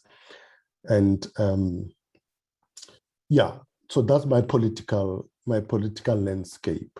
But also, in the early 2000s, I met with a couple of African-American and Black European colleagues who are academics, because I'm an academic. I teach at the University of South Africa.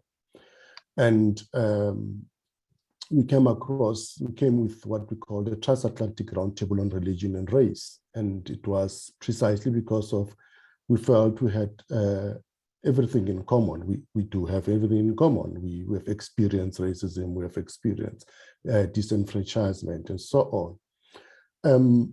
But I must say that, one of the things that having been to the States over and over again, and have had my American friends come visit and so on, there is this privilege, the American privilege, the American outlook that is always forced upon Black South Africans. We know better. We speak the English better. We come from a first world country. That has been one of the things that I found very much unappealing, to an extent that we even at some point said we don't share anything in common. We may have been experiencing trials and but the undertones that African Americans tend to have on Black South Africans, we've come to develop you. A couple of years when we launched, after I think in 2002, we went to Ghana as a transatlantic roundtable. We call ourselves TRR. You can Google it, you'll find it, TRR, Transatlantic Roundtable on Religion and Race. And there was this African-American woman who gave a talk, and she basically said, oh, my brothers and sisters, African-Americans, come to Africa. There's a lot of opportunities to make money in Africa. And that on its own, it set me off completely, because it came across as a typical neoliberal attitude towards Africa. Instead of seeing Africa as their home, instead of seeing Africa as a place where they could, together with Africans, build Africa. Another side that I've also seen is the ignorance. I must say, unless if an African American, you have been outside of the US, and you know that Ghana and South Africa are miles apart, you will appreciate that Africa is not a village, but it's a continent. A friend of mine from Ohio visited me, and I took her to Soweto. And so we went to those who've been to Soweto in Orlando, where there are these two big what they used to be the big towers. And there's a nice place where you can actually enjoy and have a good time there. And I took her there, and she saw some African ladies dancing. And of course, there's one thing that we're identical with. We Africans, we're people of rhythm. We don't have to be anyhow. But anyway, she took pictures and so on of them. And I was surprised to hear an African-American young lady who was sitting in the US in the 21st century asking, where are the lions? Where are the giraffes? And I was thinking to myself, hang on, what's going on here? There is this idea that, Africa is so uncivilized. We still run around with lions. We still run around with giraffes. Of course, opposite to a Western understanding of what Africa is, which we have always been one with nature, and we have always taken out of nature that which we need. We have never exploited nature.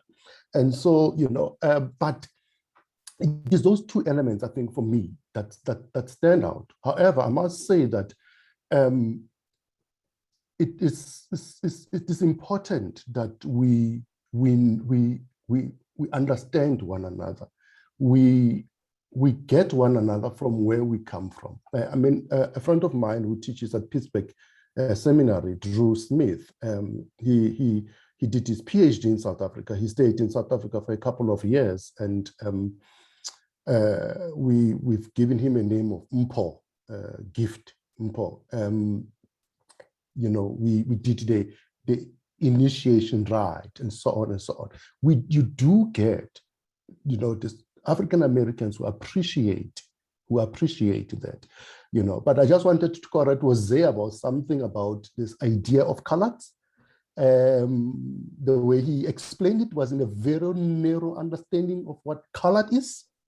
Of course, within the structures of being colored, you do have the descendants of the Malay, who within the colors you find a very distinct cultural identity with Malay, the language, the food, the dance, and so on, that will be identical to the Malay culture. And if you have been to Malaysia, you'll actually see that, you know. And then, of course, we have among the colors what we call the Griqua that live in what we call today Northern Cape. And of course, those were expelled, so-called bastards, when the Europeans arrived in Africa, in South Africa, in Azania, basically. When they arrived here, they were without women. And of course, they saw an opportunity to have babies. And of course, when the missionaries came, they needed to purify a race. And by purifying a race, they needed to expel the descendants of the so-called Hottentots into what we call today Northern Cape. They are the Griquas, and you find among them that you find those that are darker in color, you know, and then those that are lighter, and then you will find amongst the colors, of course, you will find the Indians, those of Indian descent, and then one of the things that the apartheid system did was, even amongst the colors, the darker you were, you were not colored. And the idea of creating color was to ease their conscience, around the issues of the abundant children that they had. And so they then had this race called colored, and of course they needed to make it better to say you are much better than blacks because you know, some of you are our descendants, and so on. And yeah, so basically amongst the colors there are those, and of course the lighter you were, the better you could be colored. So I think Dorothy and I think it's Dazon, you would have been easily been classified as colors because of lighter, and you Helen and myself would not be made We'd colors. be the Ungawas. We'd be the Ungawa Black people.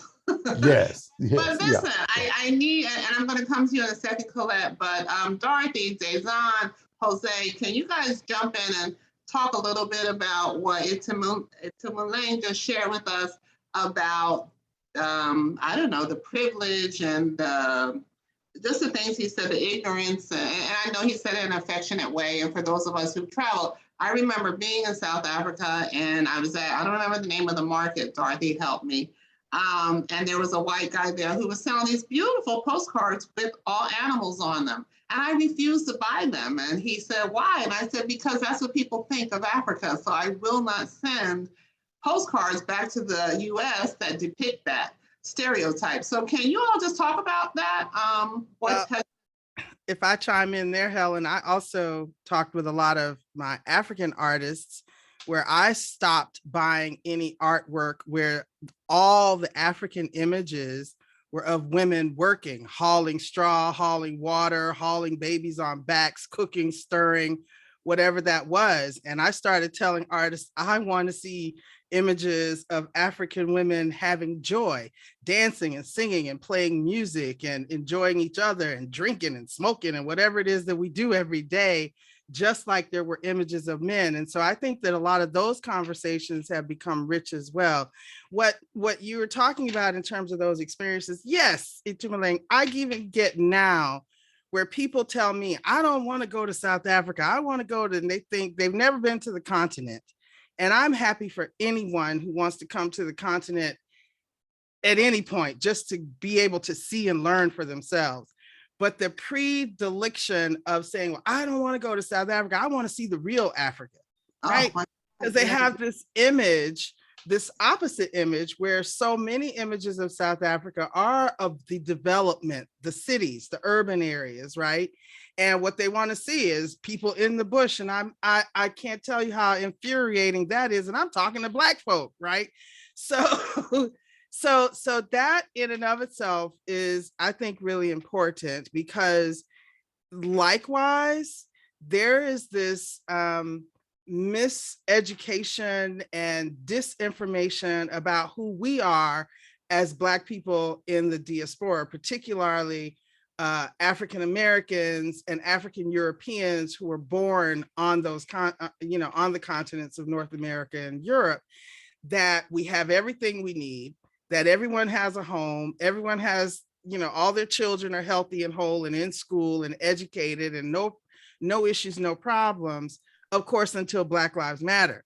And I think that was an important movement that Jose has mentioned because of its global capacity to show the ongoing experiences and oppressions of people because of the darkness of the hue of our skin is absolutely a unifying force. And so this narrative that we have to unwind is that Africa is still the dark continent, if I can, that this narrative that we have to really undo, which is what I think, as Fred was referring to earlier, I have been following Dr. Arikana for a very long time. And she's a feisty person. She doesn't try and make people comfortable. What she tries to do is make people aware, educated, and conscious. And sometimes that requires to change. And so I think that that's what's required for all of our people, is a little bit of consciousness and awareness raising, but most importantly, change in terms of how we see each other based on our own stories and our own experiences with each other, and not what, as Richland put in the box, not what media portrays of us, not what Hollywood tells of us.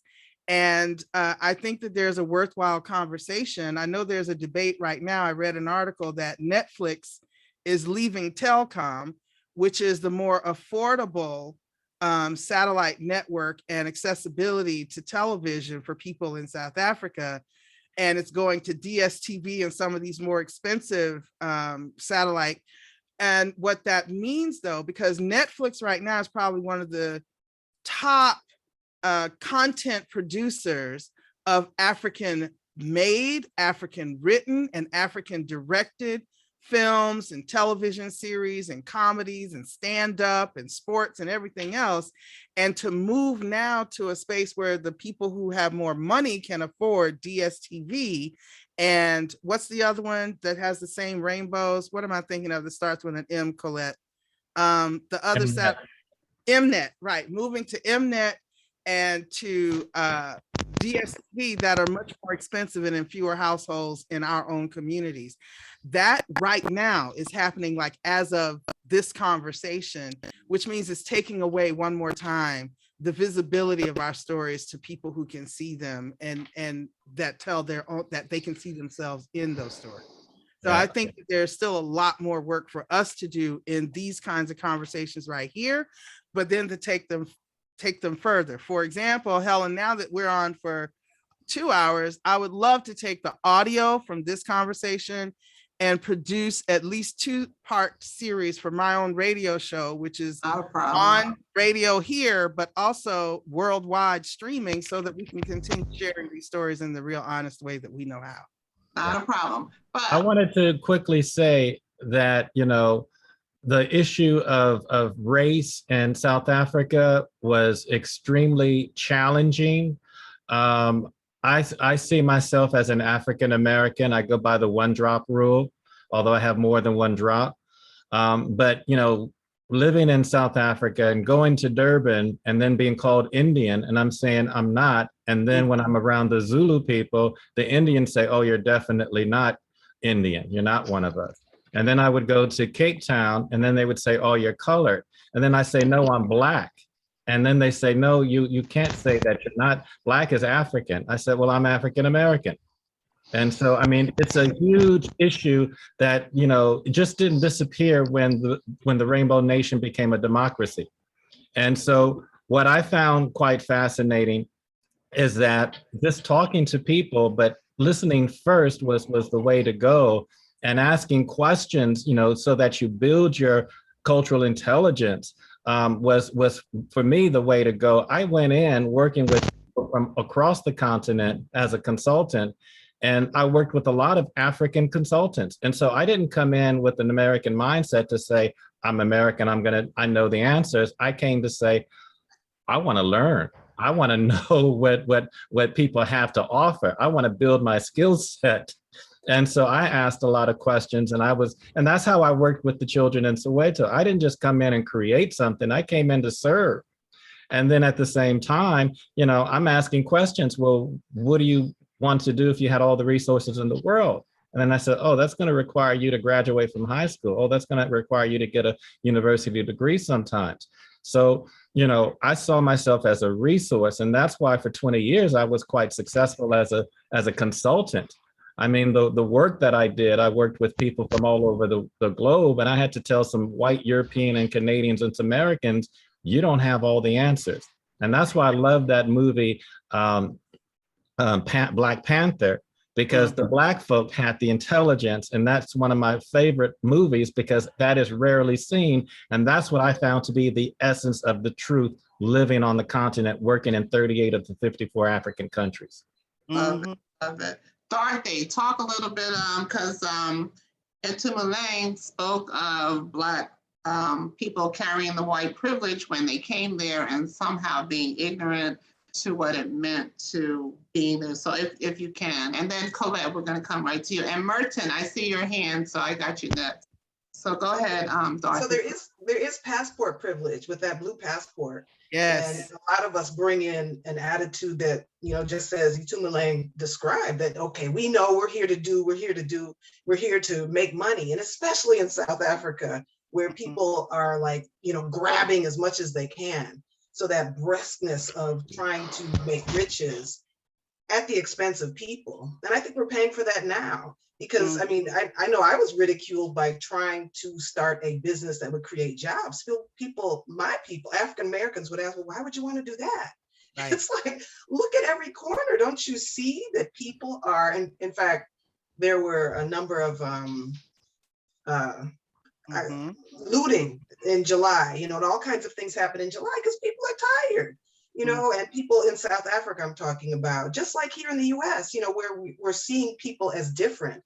But I see, and being in rural Louisiana, that we're more alike than different. And I also see people coming here to Louisiana from other parts of, say, New York or Chicago, bigger places, and they come in with that same attitude. We're here to help you Black people here.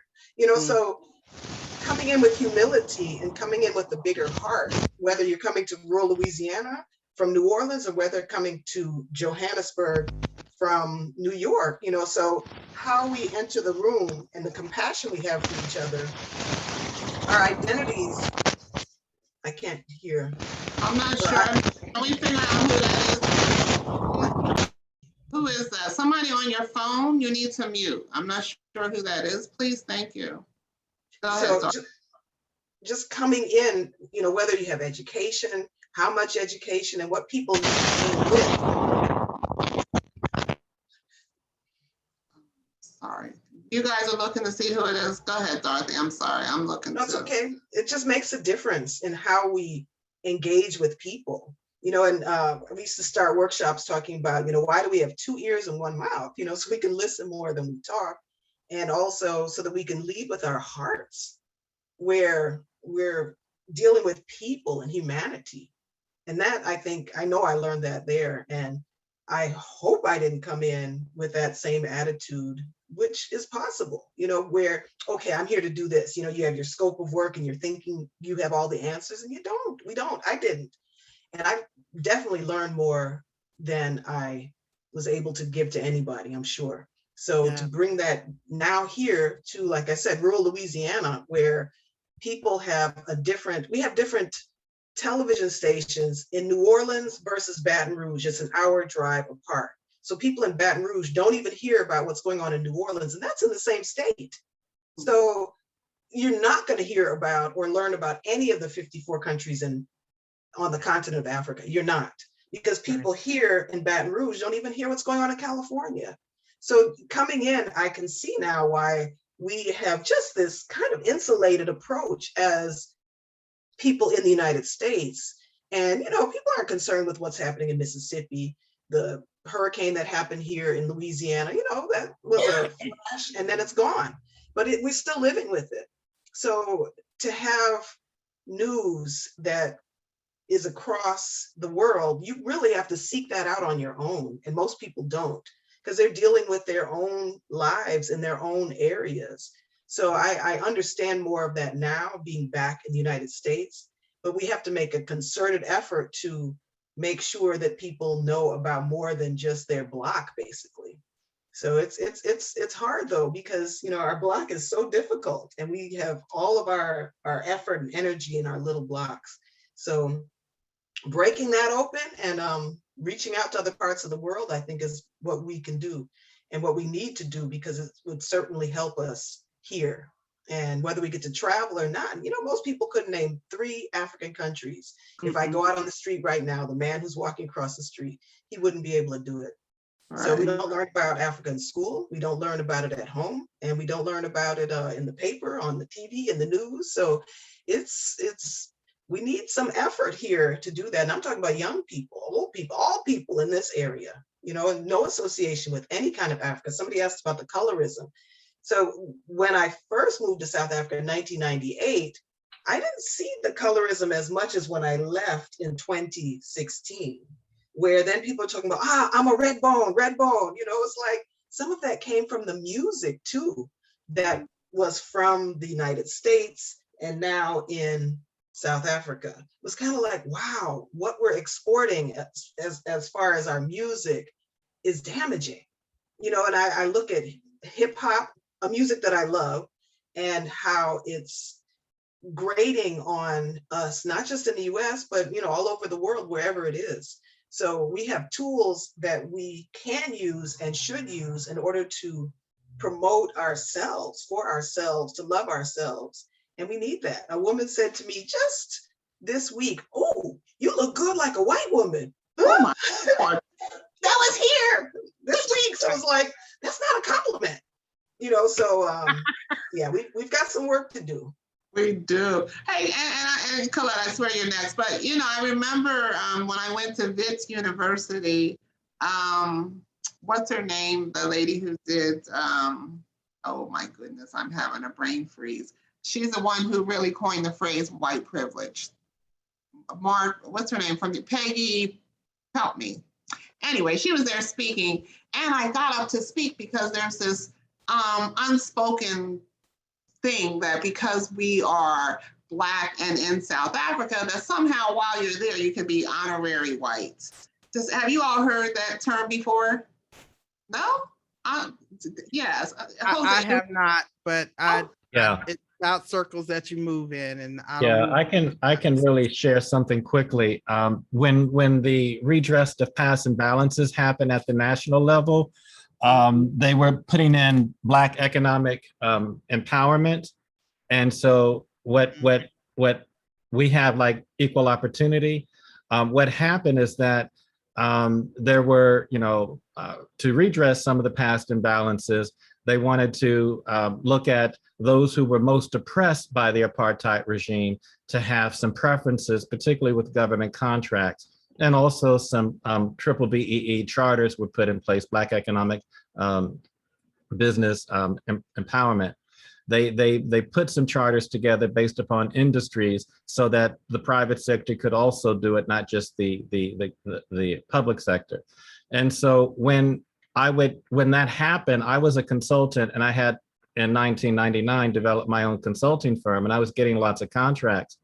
And then all of a sudden, with the requirement, I didn't qualify as an African American. I was considered an honorary white person because I was not oppressed by the apartheid regime. And so it wasn't a new term. It was also a term given to the Chinese that were residing and born in the country, given some political challenges. But I'm sure my South African brothers and sisters can elaborate more. I am so glad to hear you put that in, because I've heard the term, but I didn't know the history behind it. So now I know that it was because you're Black, but you weren't oppressed by the apartheid regime. I thank you so much for that, Jose. And the book the lady who I was mentioning, her name is Peggy McIntosh. And while we give credit to Tim Wise for white privilege, it was really Peggy McIntosh who wrote the first book that I'm aware of on it, and it's called Unpacking the Invisible Knapsack. So you can look, and so she was there at Wits University, actually talking to white South Africans about white privilege, which I thought was just hilarious. And I don't think she quite got it either, but she was there. And I stood up and I said to that, I found it insulting that I should consider myself white even honorarily. And there was a South African woman there who you could see she just wanted to kiss me for saying that. Because I'm like, I'm Black all day long. I'm not gonna come to a country with Black people and then somehow make myself of a better or higher class. That's ridiculous. And shame on Black people, to your point, Etimile, who do. Shame on them. I have no respect for that. I saw it in Ghana. I don't remember seeing it in South Africa, but no, we are Black and we should not allow people to pit us against one another because it's never to our benefit anyway. So let's just keep it real. Yeah, and Helen, just to share, living there for 20 years, having all kind of family, friends, and colleagues come to visit over the years, it was really hurting when people would come over. Yes, I'm wearing West African clothes right now, but they would come in West African clothes. They would kiss the ground, and then they say they're home, and then I say Gulume Sizulu. So, do you speak Zulu? No, that's what that means. Okay. And so, you're wearing West African clothes, you're saying you're home. The South Africans are not understanding what you're saying and what you're doing, because you certainly don't look South African and you're not acting like you're South African.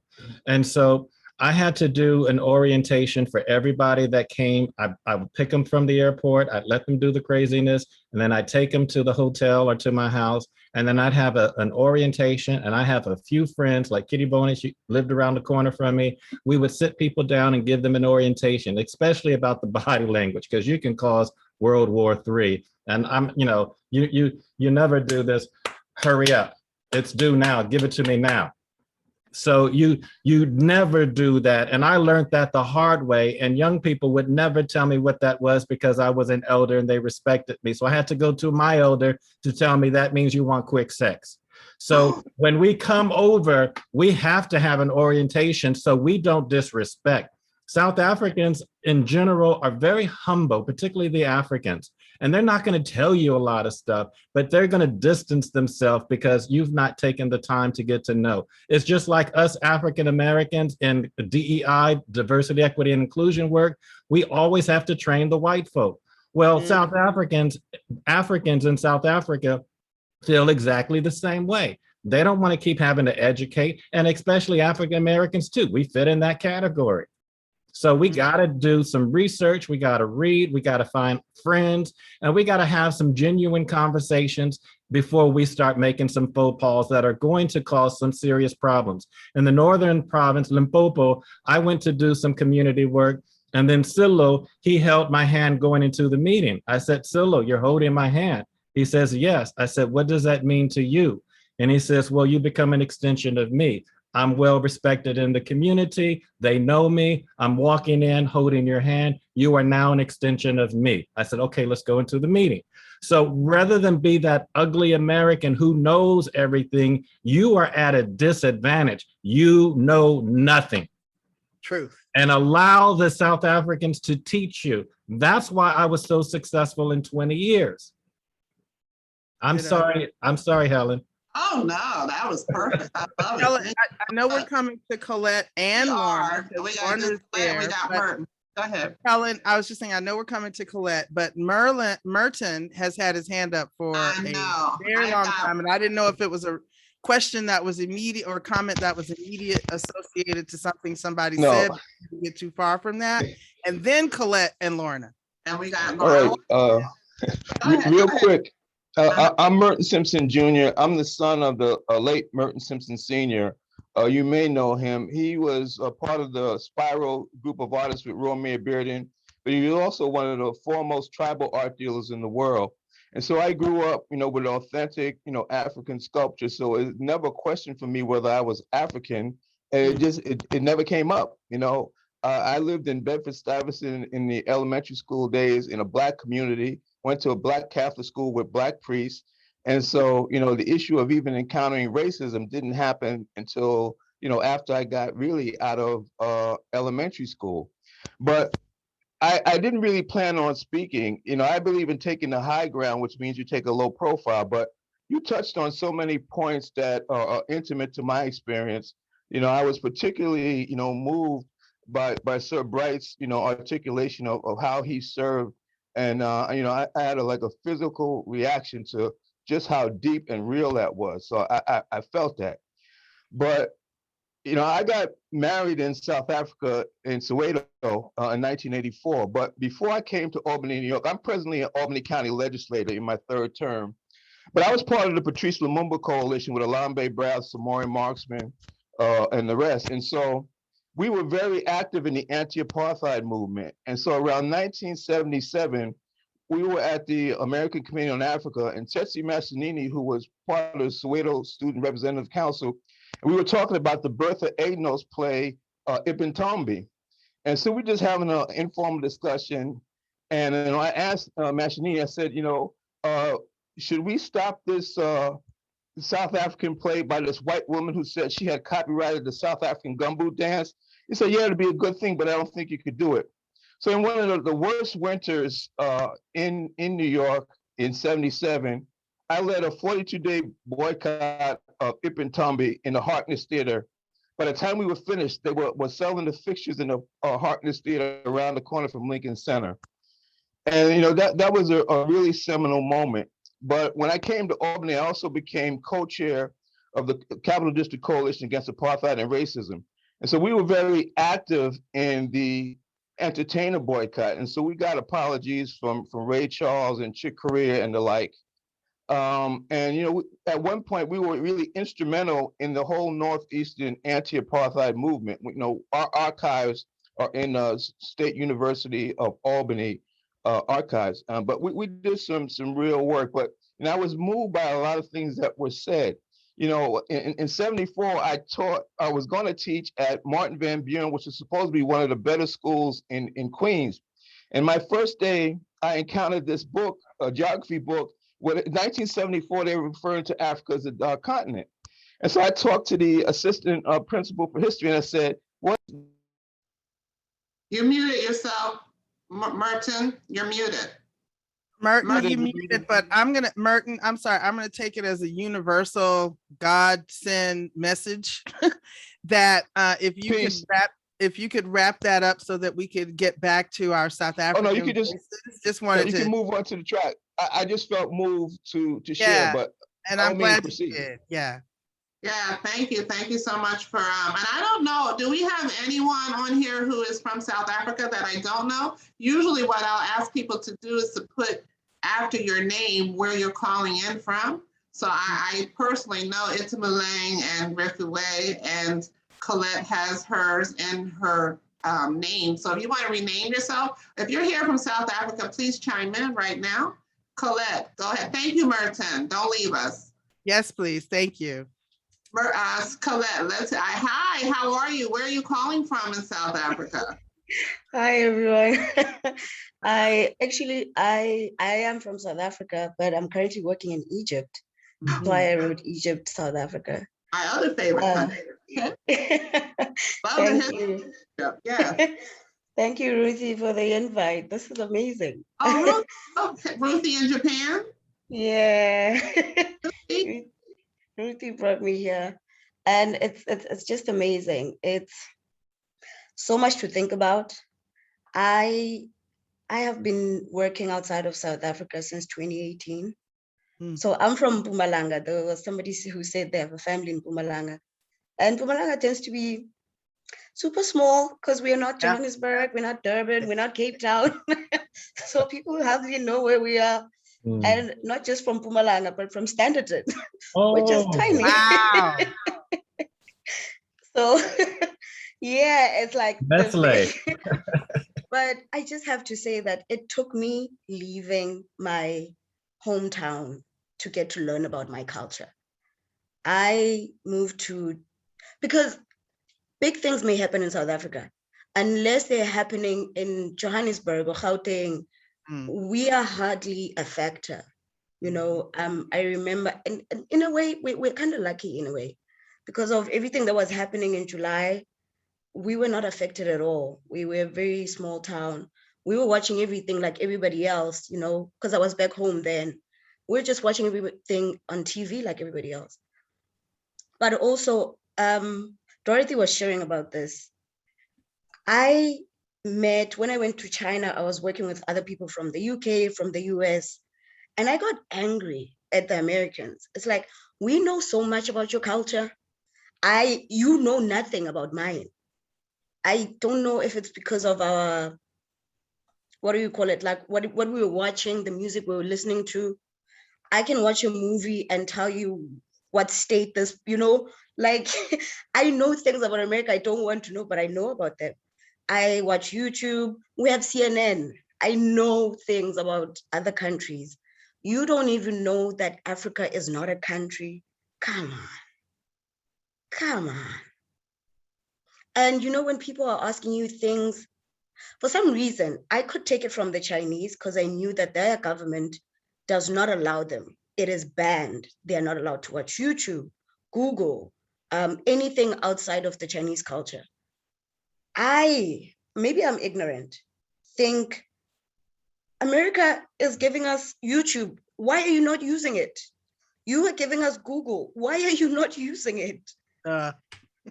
You know, and they come to you and they're like, you know how we always have these ads on TV that says donate to Africa and there's this sad child. And I said, do you not have homeless people in America? Do you not have orphans in America? I don't understand. I'm grateful you think of us as poor souls, but do you not have these problems at home? And then I just got angry. I'm like, Americans need more problems. You don't have enough problems in the world clearly. If this is what you are thinking and you're not taking the time to learn, take the time to learn. Come on, we are doing it. When I was young, America used to be our ideal. This is what we're looking up to. I want to do this. I want to speak like the Americans. And I got to China, guys, and my mind was boggled and it was like, I should be more like the Chinese, be so grateful for my culture, learn more about my culture, you know, be a part of my culture. Itumeleng is speaking and I'm like, I want to know more just like he does. I crave these conversations, you know, because I don't know, I'm reluctant to say we are force-fed this, but this is what we're watching. That for you to seem like a worthy human being, you have to achieve the American standard. You don't speak like them, you don't dress like them, you don't act like them, you are not a worthy human being. And I have American friends, grateful for them. Still feel like I'm teaching a lot. Use the internet, people, use it. But also me, I know I want to learn more. I want to do more. I'm grateful that I can do this. I have not encountered Americans in South Africa, but I have, in my travels, I have felt the privilege. I have felt the, you're welcome. No, ma'am, you are welcome. You are in my country. I am in Egypt now. My school director is from New Zealand. Guys, the things that happen here, and it's like, how are we letting them get away with this? How are we feeling less than the people who are not from this region? They are not from this country. You know, when somebody says, oh, you know how Egyptians are? Excuse me, ma'am. They're my people. Right. See who we are talking to.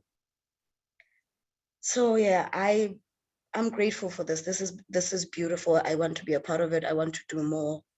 But I wish more people would take the time. And it breaks my heart, Dorothy, when you say they don't even know about their own country. Therefore, they're not going to take time to know about ours. Africans are awesome, you know, and it's one of those things that when you, no matter where you go, I came to Egypt and people are like, how are you feeling? I'm like, I feel like I'm at home. I don't know how to explain it. It's just like visiting a long lost cousin. It's great. It's wonderful. And I think that stems from how I was brought up and just transfer. Wherever I go, I take my roots with me. I take my culture with me, you know, respect. Some people at work would say to me, yeah, you need to be aggressive. I'm like, but that's not how I was raised. That's not how I address people, my elders. That's not how I'm going to communicate the situation. That's just not how we do it at home.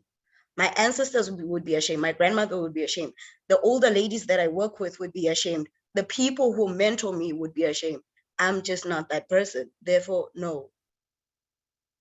So I don't know what I'm rambling about, but this is amazing. Not rambling, like powerful. And let me just say that Egypt was the first country in Africa that I visited. And it was thrilling when I would meet Nubians. And I have to say, you know, people say, you know, coming home, I never had that feeling, you know, when I'm in Africa, right? No matter what the country is. But I must say that the people who made me feel genuinely welcome were the Nubians in Egypt. So we're going to do these calls monthly. And the crazy thing is I've been wanting to do like international calls with just Black folks bringing us together. And I couldn't figure out how to do it because the time zones are just crazy. So when Ruthie and Matthew joined the call some time ago, and I said, let's do Japan, it just clicked to me, instead of trying to do one big call, let's just feature on a country. So I need to talk to my sister Dezan, because we probably need to be taping this in a more professional manner, because I do think these are very telling conversations. And I love everything that everybody had to say here today. I'm sure there are other people on the call, but Lorna has also been patient. I want Lorna to tell us about what she does and how she began her trips taking people to Africa. I'm just to all parts of Africa. She goes to other places too, but we're talking about South Africa today. But, you know, how did you start that? What are the key things that you have, the experiences that you make sure people have when they're there? I know everybody goes to Robben's Island, and just talk about, you know, I know when I was there, I flew into Johannesburg, hung out for a couple of weeks, and then I purposely took a bus to Durban. And on this bus, I have to tell you, they have like what we would call flight attendants, people bringing you water. I'm like, really? So I took a bus to Durban. I don't remember how long. What was that, 7 hours? I don't remember. And then I flew from Durban to Cape Town. Cape Town was where I experienced, I think, the most racism. So I don't know if there's other people's experience, but anyway, Lorna, tell us about what you do. Tell us who your company is and how, and when you're going to South Africa again, and how people can get in touch with you if they want to go. Thank you, Helen, and hello, everyone. So my company is called Global Linkages, and we're not a travel agent. Let me just be very clear about that. We like to label ourselves as a boutique management consulting firm that builds partnerships between the US and the African continent. And the reason why that is so critical, particularly based on this conversation, is how we approach what I call journeys to the continent. And I heard everything that was said, particularly about the image of African Americans. I was a little saddened to hear that this discussion is still going on. You know, I've been working in South Africa since 2002, and I've been working in Ghana since 1993. And these conversations are different from a West African and Southern Africa perspective. But let me just talk about why I do, or why we do, my company do what we do. And it's really to address many of these issues that the South Africans, the West Africans, we even work in North Africa now, which is a different conversation. You know, we have to bring Black people to the continent to help them to begin to change their understanding and focus. You know, in the beginning days, as we all know, particularly with West Africa, people would ask dumbass questions. I'm going to use it like that, of do people live in trees? I'm sure we all have heard that, you know. But as the internet has grown, people have become a little bit more sophisticated. What they don't know is, for particularly South Africa, is the very detailed, subtle things that, not subtle, I should say, but obvious things that happen in the apartheid movement. So we are narrative journeymen in our work. And only, I believe, people of color, but particularly Black people, can provide a narrative, particularly for South Africa, that's sensitive. We know, based on the numbers, that most people go to South Africa, even some Black folks, wanting to do a safari. So you only really care about animals more than people. And I've had a person not looking like us I said, well, that's not my narrative. I said, we provide a one-day opportunity for Pilanesberg when we're in Joburg. But other than that, my folks, my business, my participants, and I see Jocelyn White is on, who's traveled with me and is actually going with us to East. We want to understand the culture. You know, we want to understand people. So I think a lot of this, and many folks, because they don't know, it's not marketed, take on a position when they come to the continent, but particularly South Africa, being led by whites. And if you're going to be led by people who then you're not going to see that. And I have tons of people that tell me, oh yeah, I went to South Africa. I said, well, did you visit Soweto? Yeah, I did Soweto, but did you engage? Did you have a conversation beyond people who were your tour guides? Because they're trained. So our work all over is building partnerships. What Jose said was right. It was really critical for us to see Americans who are doing things in Africa, but also South Africans who are doing things in Africa. So we like to provide a balance. Yes, many times my people stay in places in Joburg, in the Da Vinci, but they also are going to drop another $1,000 per person in local vendors, okay? Because it is about economic empowerment. And more importantly, it's about us not going to the continent as voyeurs. That's really what it's about, not being voyeurs.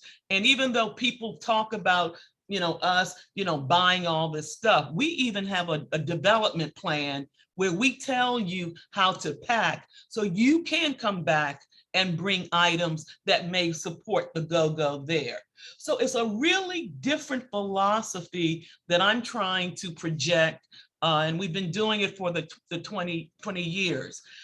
It is also how you talk about South Africa. Everybody knows Mandela, you know, but when you get to South Africa, you see, and I'll use this phrase that's overused, a rainbow of women, men, and others, and most people didn't even know about that, you know? So we have to get people to South Africa and the continent. And then after that experience with Professor Matambe talked about help them to change. That we are African Americans. As much as some of us may have a real strong nationalist, we can't unguard that. But what we can do is to have a partnership approach. So when we're going to the con, we're not saying, oh, we're helping the Africans. No, we are partnering with the African communities that we work with. One of the other things about South Africa, and all of us know, you sometimes have to work very hard to get Black people to serve you outside of Soweto. You know, so my interest, even in Cape Town, I need a Black driver, where we know that the only quote unquote Black-owned restaurant in Cape Town of South African is in Langa, okay? But you gotta ask these questions first, otherwise you could easily have a very white narrative in South Africa. So you have to be extremely conscious in the work that Dorothy has and Jose and other people, Michael Sudakaska, who, you know, they bring that information to me. I don't live in South Africa. I've luckily been there over 50 times, but what I look for is for people to give us that information. So when I'm designing a travel experience, we're not just going to the Rosebank Mall. We're not just at the waterfront. Yeah, we're gonna be there, but I'm connected now to a Black cooperative in Cape Town where Black people come to my hotel, we set up, and it's Black people selling items, you know. So it's different because many tour operators are looking to make money just for the experience. We're not successful unless we're helping Black people in South Africa to make money. So part of our interest is really doing that. I'm luckily, and I would love to meet some of you who are there. I'm going to South Africa November 30th to the 14th. You know, I got to get out of Dodge before your summer vacation start. And then I'm bringing a small group because of COVID. We normally bring in 40 people. And the reason why I do those numbers, because it's impact. You know, I had a tour operator for 15 years and they would not give me the information on the Black winemakers in Cape Town, you know, and we know they are there. I had to find it myself. I have a team in South Africa. I have guys in Soweto. I have someone in Durban, in Cape Town, but it is a different type of relationship and it costs. You know, we want people to be comfortable, but we also want people to be challenged. And I think part of that reformation, and we call our journeys transformation, is to address that arrogance, is to address that not everybody. I love West Africa. I just came back from Ghana on Tuesday, and I'm a Ghana girl, as they said, although they say I'm a South African. But to say that the continent is not monolithic, but first and foremost, we got to get people there. You know, we got to get people that you're spending $10,000 to go to Asia. You can spend $6,500, whatever it costs to get to Africa. So my work is that journey work, you know, journey work to break the cycle of that you can go to Africa and you won't get sick, you know, and we know the South Africa has the 10th best water in the world. It's better than most places in the US, you know, but until you physically go there and see it, and as well as you have your Santons, you have your Sowetos, you have your Kailishas, you have all the beautiful things that I call are the mosaic that we want people to experience. So we are going in February. We do it every 2 years. I do private. I love working in South Africa because it is that rub of challenge. And if anyone has recommendations, I love the work that we did with Jose. I was on his board for many years. And yes, we ask people to bring items, not for the sake, oh, let's help the poor Africans, because you know what? They get much more out of doing that than the largesse. You know, when they go to a school, and I was just in a school in Kumasi, not a computer in sight, but those young people were disciplined, they were eager, and they were learning what they had to do to make themselves, and probably more importantly, their country. That's what we need to see. And that's what we try to do with our work. So I'll leave the name of my company is Global Linkages. I'll be glad to share. We do work in Ghana. We do work in East Africa now. We're in Nairobi and in Tanzania. As I said, we're also starting to work in Morocco. And we did, before the former president, we worked in Cuba. So we're interested in changing Black people. I have other people to travel, and that's fine, understanding about Africa and the diaspora. You can go with a white tour operator and you'll get a white tour operator experience. Right. If you go with us, you're going to get something different. So Lorna, you must have known Harold Cook, I'm sure, right? Yes, yes, everybody knew. Mm-hmm. He was the lead. Mm-hmm. He did the same kind of work. And actually, when I traveled to Senegal, I was living in DC. Harold Cook, unfortunately, has passed away, but that was his whole thing too. Like, he brought you in before you went and showed you films and had discussions, told you, you know, if you wanted to barter, what kinds of things to say. And he made sure you had a real African experience. So I look forward to traveling with you too, Miss Lorna. Thank you for this opportunity to share. I'll be there at the same time as you, Lauren. I'll be there at the end of November through December. We definitely need to connect. I would love to see about your work. I'm working with someone who's developing, and I do other things too. I tell you how I'm very involved with Sister Cities. Some of you may know that organization. I'm the lead for Africa. We're going to have our conference in Cape Town in 23. We're very big in West Africa. Of course, most of our sister cities are in Ghana, but we're really trying to expand our work. We have a partnership with WITS now under the Africa Center for the Study. So if you're the Americans who are online, one of the things you can do is to get your local leaders about thinking about a partnership. Miami-Dade is sister cities with Cape Town. Atlanta, I know Jose, I think you're still based there, is a sister cities with Lagos. So these are fundamental small ways, and I'll be more than happy that we can get people, and many things have come out of those relationships too. So yeah. I'll share that. And Lauren, I want you to make sure you meet Itimeleng while you're there, and Rafiwe. Okay, yes, Rafiwe just sent me her information. Okay, cool. They're great people. You know, and Rafiwe, I have to say, I forgot that's how we met. Jose, did you remember that? That we met in the restaurant like that? Oh, wow. Yeah, so now that you've mentioned it. But she's absolutely right. We were somewhere because I had hung out with Jose for the day at his school, and I forget where do we go eat, Rafiwe? And there was no seating, and they invited us to sit with them. Oh, it must have been on Vilagazi Street. It might have been, oh boy, Samkuzi. She gone, she might be gone, but yeah, that's how we met. And I'll also have to share, you know, Rafiwe and I were out eating one night, and this is something that I would see happen in the United States. When we were finished, you know, you get your doggy bag, and here you throw it away or you take a doggy bag. When we left the restaurant, I'll never forget this, she gave her food to a homeless man outside the restaurant.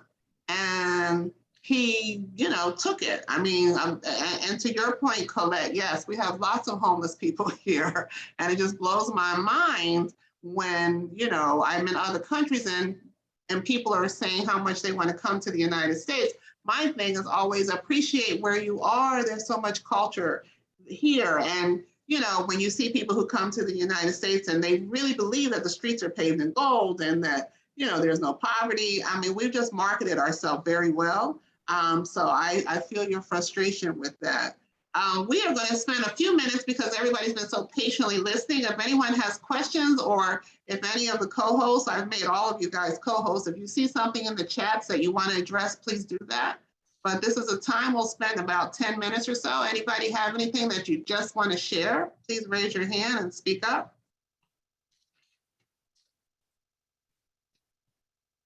Okay. All right, so that just means everybody got enough information that you wanted. Nobody has anything? Anybody been to South Africa? Want to talk about your experience there? Oh, Curtis, I know you've been to South Africa, have you not? Curtis has done a lot. Curtis lived in Ghana for a long time. We're going to do Ghana. Yeah.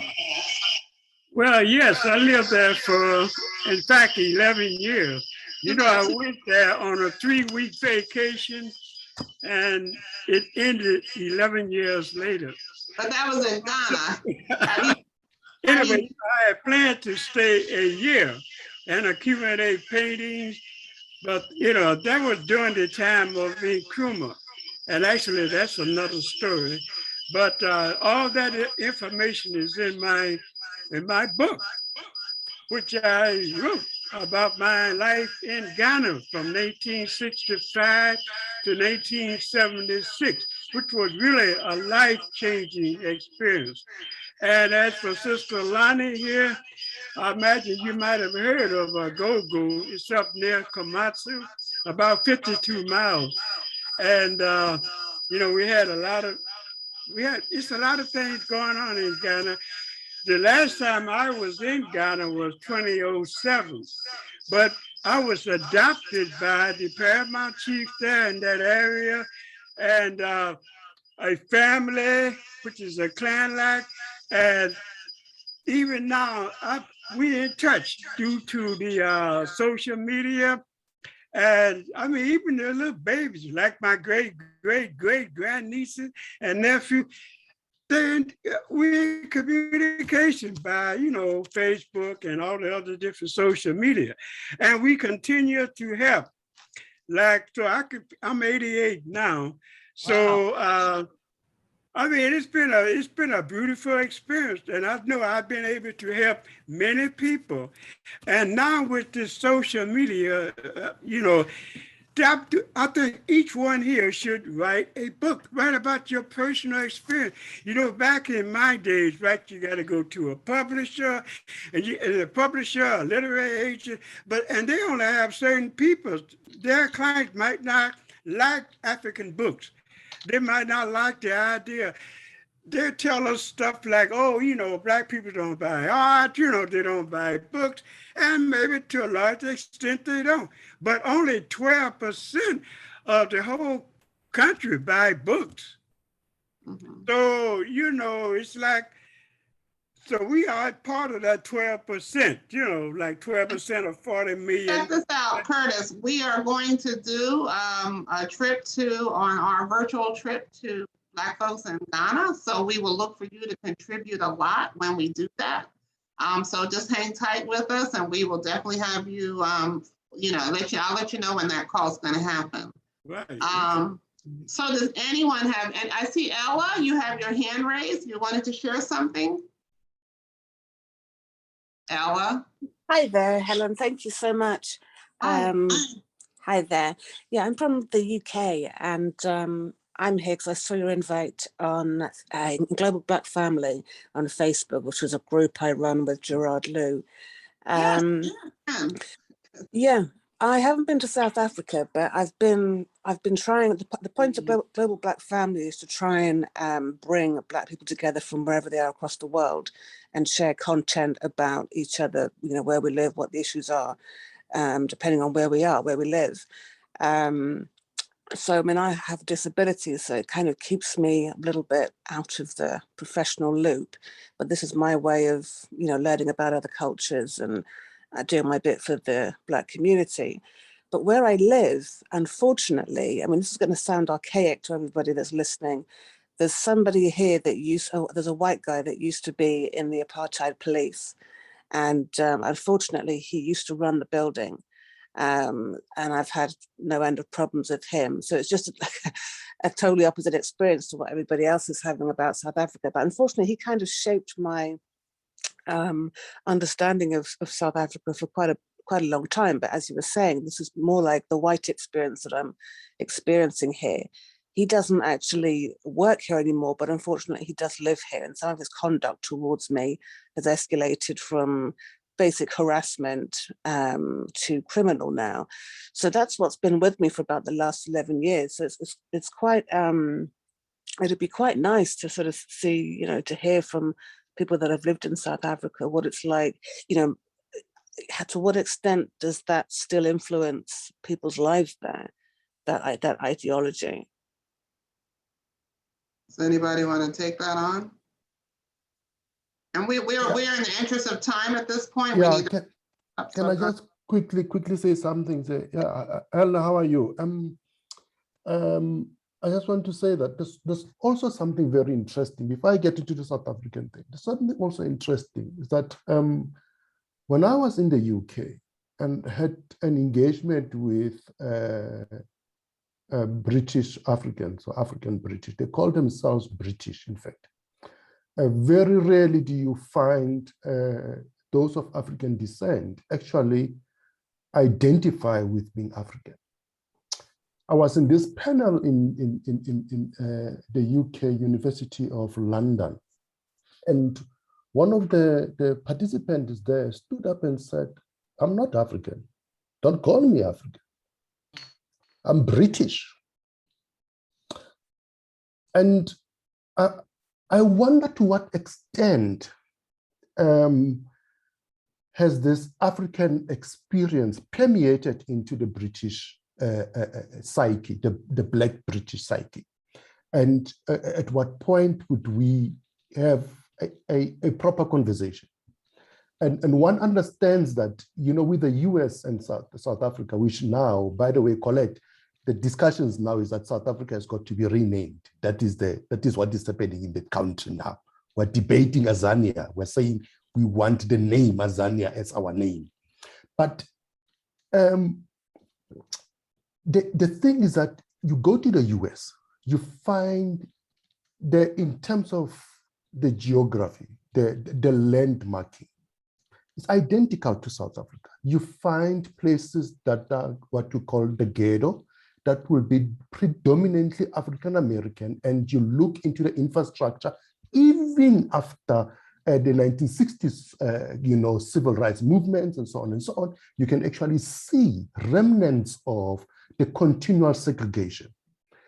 Whereas in Europe, you have a similar thing, but the Black Europeans, they don't want to identify and to see those challenges, and they see their struggle as isolated from Africa. But that is just a conversation that I think we can have later on. In relation to the issues I live in the suburb. Okay, I live in the suburb. I live in Centurion. What is very interesting is that as much as people love Mandela, it's okay. It's okay. We Black academics, we critique the legacy of Mandela. We're uncomfortable with the legacy of Mandela. And we feel that we have been betrayed by the legacy of Mandela. And we don't even associate with the narrative of Rainbow Nation. And young so-called post-Mandela children have critiqued the idea of Rainbow Nation. But I can tell you that in the place, in the suburbia that I live in, there was an agreement between the South African government and the Afrikaner people, the so-called Afrikaner people, that the schools, the Afrikaner schools, which by the way, Centurion used to be called Hendrikford Wood. And so in there, you find the predominant schools are Afrikaner schools that are untouched at all. If you want your child if you live in Centurion and you want your child to go into these schools, you've got to reckon with the fact that your child has got to learn Afrikaans, which is a language that, of course, it is a South African language, an indigenous, which by the way was not even started by whites, was started by the so-called colored community, the Malay people. They started the language. And so we've got to reckon with this idea of the Tshezi Mashininis, the 1976 students uprising against Afrikaans as a language. And now your child has got to learn the language as their first language. That means mathematics, science, everything is taught in Afrikaans. And to look for an English medium school is like, you wouldn't find, you find very, very few of them. So what I'm trying to say is that even 28 years or so of democracy, you still have that, and you still have whites who see themselves as privileged, who still exert their white privilege. I've had to stand my ground, and the other day my wife said, "Don't ever insult in front of my children," because I just can't stand a white privilege, white supremacy, especially when it forces itself on me. I resent it with everything that I've got, and I challenge it. But what I'm trying to say is those whites that you see in Europe, especially Australia, they left precisely because they said the land was going back to the Africans, and they needed to go somewhere where they can retain their white privilege. And I think one of the things as Black people we've got to reckon with is that anywhere we go in the world, our color, the skin of our color displaces us. We are under the radar immediately we land in any airport, any country, we are under the radar. And we have to begin to say, how do we mobilize as Black people? And I think the work of Angela Davis, the recent book that she wrote, As Freedom is a Constant Struggle, she makes a very clear intersection analysis that we as Black people, we don't see, is the idea of solidarity and how we can begin to understand that when I'm in South Africa, I need to understand that the challenges that a Black person experiences in the US are similar to mine, precisely because of the color of their skin, not anything else. And therefore, once we begin to realize the struggles together, I think we would be able to dismantle this white coloniality that continues to permeate through the systems of structure. Thank you very much. I'm sorry to take long. This is such a powerful conversation, and the notes that I'm getting in the chat is like, when are we going to do this again? And Dorothy has to go, so I don't want her to leave without giving us her last words. And thank you, Dorothy. It's so good to see you. And I guess I need to come down to Louisiana, huh? How about that? Come on down to Louisiana. We can drive through Atlanta, pick you up, and drive on down, do a road trip. Go ahead. Thank you. Yeah, Dorothy. so I just want to share that my latest endeavor here in Louisiana is recycling glass. So we will have the premier glass recycling company where we take the glass and turn it into sand to redo and restore the coastline, because Louisiana is disappearing, which is why those hurricanes are coming at us so violently.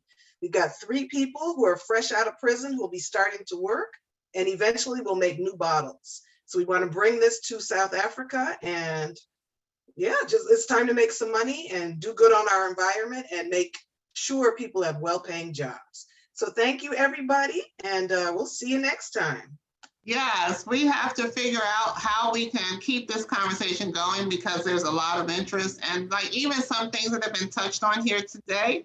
I mean, you want to expand, but we can't in the interest of time. Ella, thank you for your comments. I want you to know that I will be in touch with you, because we need to do this conversation with Black people in London. We're going to do these conversations with Black people everywhere. So Awesome. the more you all sign on, I've already hit up Colette for Egypt. We've already done Japan, and Ghana is a given. We will definitely do Ghana, but I also want to go to places that we just don't think. Like I did not think, I mean, I saw Black people in Japan, but I didn't think they really lived there. I have a friend who lives in Colombia. I love Brazil. There was a strong, do you take people to Brazil, Lorna? In 24, we will. Oh, I love, you haven't been to Brazil unless you go to Bahia. I know you've been there. Mhm. Yeah, I had gone to Brazil several times, but I didn't have the information to know that, nope, you got to go to Salvador. That's where we are. That's where our culture is. Mm-hmm. So real quickly, Ellen, I need you to be quick. Ellen's calling in from Vietnam. I have no idea what time it is there. We're going to do Jennifer real quick, and then we're going to say farewell and thank you all for coming. So I'm sorry, Ellen, go ahead. Yes, it's 1:35 in the morning here. I just have a question. I've been in Vietnam for going on 7 years now. And I went to the States in 2019. That's when they had that mass killing in Texas, in Dayton, Ohio. I could not take the United States for more than 10 days. What I want to know is people who live in South Africa, why did you come back to America? This is to people who have done that. Why did you come back to the States? You already know what it's like there. Why did you come back to the States and stay? I wish Dorothy were here, because Dorothy gave me a great answer for that, because she said her family, because Africa is about family. And she recognized that her family was here. And her timing was perfect because she was able to be here for the transition of her mother.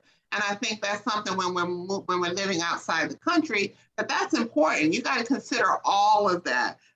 Fred Thompson is gone. He hadn't factored into the fact that his desire to live in Africa, that he would have grandchildren. So, there are challenges. Jose, did you want to say something? Yeah, just quickly. I had a job offer to come back to the US in the middle of building Taboho Trust with the community. And I realized I couldn't go because I wanted to make sure the organization was stable. The community was looking primarily to me to mobilize resources to support, the programs. And so what I did was to lean back and not do as much, but also bring in trainers and have community look at what we've done over the years to reflect, to figure out how to make it better.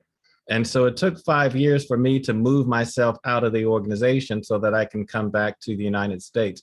The reason why I loved living in South Africa. I wanted to retire in South Africa. I wanted my ashes spread in South Africa.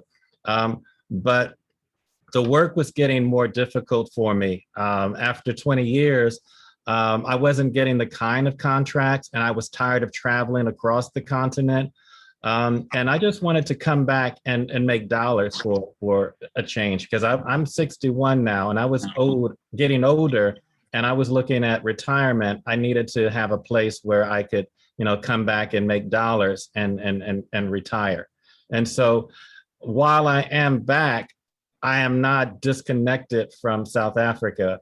I talk to people every single day. I get emails, I send emails. We have, Zoom meetings. So South Africa has been my home for 20 years, and I still consider it home because I'm connected to the people. Yeah, and Ellen, it's a similar story for Dorothy, but I would lift up names of a lot of our dear friends who, as expats, have repatriated home, and people like Falami Harris and Charlene Hunter Galt, Charlene Hunter Galt, who still keeps she still has her vineyard in the Western Cape, so she's back and forth as well, because she has a whole line of wines. But there are almost every one of our friends, men and women, have come home because of family. I have one friend who, her children were having multiple grandchildren, and as she was getting older, it's easier for her to be there than to have all of them consistently traveling to South Africa as they were growing and living their, professional lives and raising children and needing her assistance in some of that. Another friend, similar to Dorothy, came home because her mother was aging and she is the eldest, and that was her role. So for a lot of folks, it really has been about family and economy. For myself, I've never actually lived in South Africa, like day to day, for more than, I think the longest I've lived on the ground was 6-7 months, right? And however, I have been in and for at least, the equivalent of 3 months at a time, or cumulatively over a year, for the last 22 years.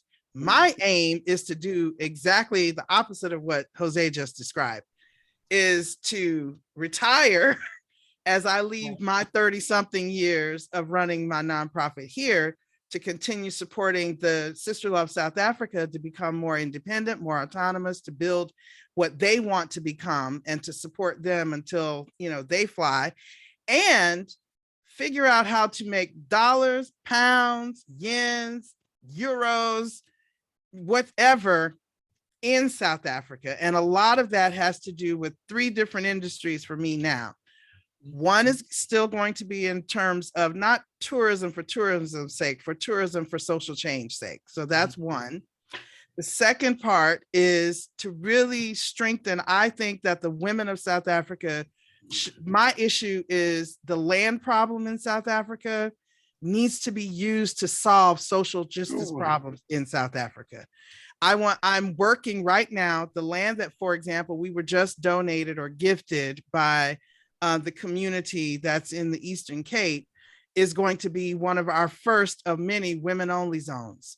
We are starting to create safe, secure, and peaceful communities where women, their children, LGBTQ people who have been violated or who are at risk of being murdered or dismembered, just like the women are, because of the incredible misogyny that still exists, that what I'm trying to do is get people out of the line of fire, right? So we can deal with cultural change and gender norms over time, but right now people got to get out of the line of danger. And so we're working to use the land to create places to create economic development, gender agency and empowerment, and all kinds of things to also raise children who can think and be in their own power and agency differently in the future, boys and girls.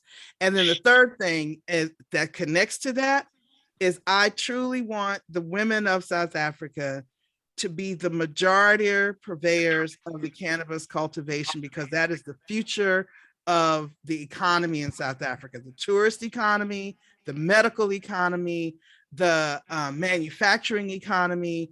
It is the future. It is indigenous to so much land in the country.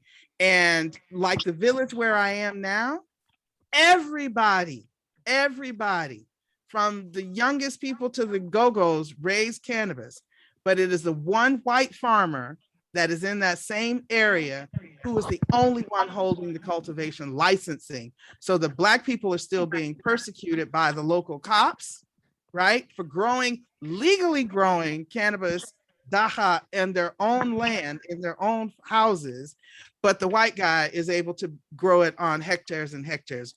That's why I'm there, is to change the trajectory, because I do believe in the solidarity and repatriation that Arikana, that Fred talked about so beautifully earlier, that Arikana is trying to build the ADI network with the African Development, Diaspora Development Initiative, is that the solidarity is between diaspora and the continent. Whether we live there or not, it is our responsibility to work together to restore the continent to its rightful place on this planet, period. Yeah, so I'm coming home. Yeah, I just wanted to say a few things because people might be interested moving to South Africa. I was fortunate to move there in '95 when there weren't a lot of regulations and policies and structures. I was able to buy a house and get a mortgage, a bond. I was able to do a lot of things because the regulations and the policies weren't as strict. But I would advise anyone wanting to move to South Africa, you will have to have the resources to do so. You're not going to get government funding that side. And if you're going to get government funding this side as a grant or a contract to do the work there, that's fine. What I found, most of the people who moved to South Africa from the United States, they went with the embassy or USAID, or they went with the corporation that gave them a 3-year contract. Very few people like myself went there, on a whim, and 9 lives, materialized. So you do have to have resources. There is a strong African-American community. We don't always like one another and agree with one another, but we get together for, Thanksgiving and Easter and a few holidays. And if something should happen to one of us, we all come together. And so there is a strong, vibrant community in Johannesburg that, have been there now 26, 27 years. And so we always looked at, meeting the new people, inviting you to meet all the circles, just like when Helen would come to visit, she met everybody. And so we have a strong African-American community there. It's very vibrant. But I would encourage you not just come and stay within an isolated African-American community, because that defeats, for me, the purpose of moving to South Africa. If a lot of people get comfortable living in these big houses right next to townships, go into the townships, meet people. That's where you're going to have the real experiences that brought you to the country. I have to say over and over and over, the South Africans that I have met and that I'm still in relationship with to this day are absolutely amazing people. And I've learned so much from South Africans. I've learned so much from Africans, not the European people, but Africans. And so when you go there, you don't have all the answers. You probably have just a few answers. Be open to learn and be open to serve. And you know, when you get invitations, accept them. And don't come in with an American mindset to say, this is what you're expecting. If that's what you're expecting, stay in America. That's what I say. I had lots of people who would say, I want to come and stay in the township and then, you know, volunteer and work with your organization. I said, okay, well, what are your expectations? And so when they would describe everything, I'd say, well, there's a hotel now in Soweto, you stay there.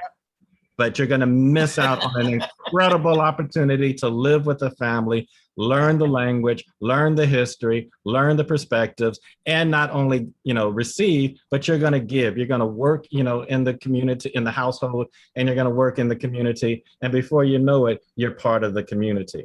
So please do your homework. Make sure you have the resources. Come with an open heart. You do not have all the answers. Yeah. Jose, the only thing I would push back on, Helen, just for a second, and I walk very carefully in my own heart because I can rarely disagree with Jose. In this instance, I don't disagree around the resources, but I don't have a lot of resources. What I have is a lot of relationships and a lot of really deep, meaningful relationships with people who are South African nationals, with people who are African nationals who are now living in South Africa. And so one way or another, even without, I mean, yes, I'm in agreement, Jose, relationships are the resources for me. I'm buying a house right now, and been trying for a long time. And I don't have all the money because as a foreigner, even it's best to do it in cash, right? Because that just solidifies things. And if you can do that, you also almost immediately get your residency, right? But I don't have that kind of cash. I'm a nonprofit, y'all. This don't work that way. So what I do have is people who I deeply trust and who would put their lives on the ground, lay down for me as I would for them, who are willing to co-sign and use their national identity and use their own credit along with me to help me get my house because we're going to do the business together. I've got attorneys who are willing to be pro bono for me to help me do my application for my visa because they know who I am and the work that I have done on the ground, and they have bought into the vision that I have for the work that I'm on this planet to do. So I also want to say that the relationships you build anytime you visit and can sustain are as almost important as having the money to come in and do what it is that you want to do. I think it's about being able to join with people and do what we want to do together, and then you can get it done. Trust and believe. Two quick things I want to add. I was glad you brought up the cannabis again. I remember I would take long walks in the morning when people say, don't do that, it's not safe, but I did it anyway. And I would smell what I thought was marijuana plants in the air. And I remember I finally said to Dorothy or Cora one morning, I said, I swear it smells like marijuana. They're like, fool, it is marijuana. And it would just be growing along the road, the roadside. So marijuana is everywhere. And to your point, I don't know if my friends from Jamaica are on, but the same thing is happening in Jamaica, ganja, you know, the white boys. And this is, but so again, I go back to, this is a Black country that's giving these contracts to white people. That's right.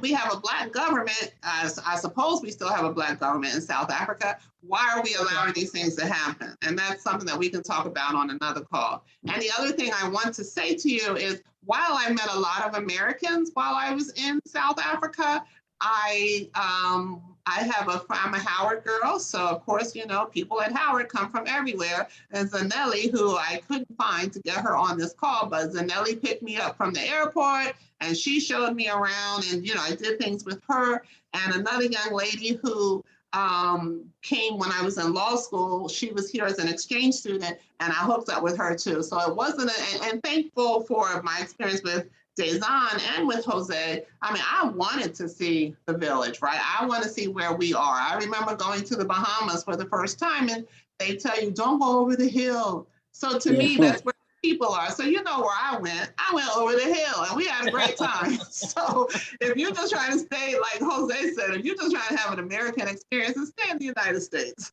So anyway, Jennifer, we're going to close out with you, and I'm sure you're going to be brief because you guys have been wonderful. This has gone on 3 hours, and Dezan, we can figure out how to chop it up and do something with it. But go ahead, Jennifer. I just wanted to rewind some and go back and say I was blessed to be able to go to Senegal, Dakar, Senegal, to Sierra Leone, the Gambia, Benin, and Nigeria. I was one of those people when I got off the plane in Dakar, Senegal, they said, my sister, you came home.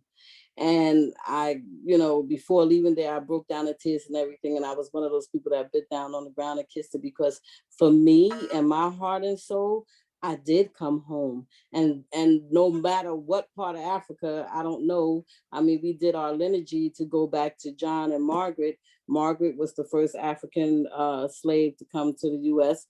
in our lineage, and John was the Seminole Indian. So we go back 9 generations, and we have that information. So for me, I felt like my ancestors, that when they left that doorway of no return, which I got the blessing to stand in on Gorée Island in Senegal, it's a feeling that I will never forget.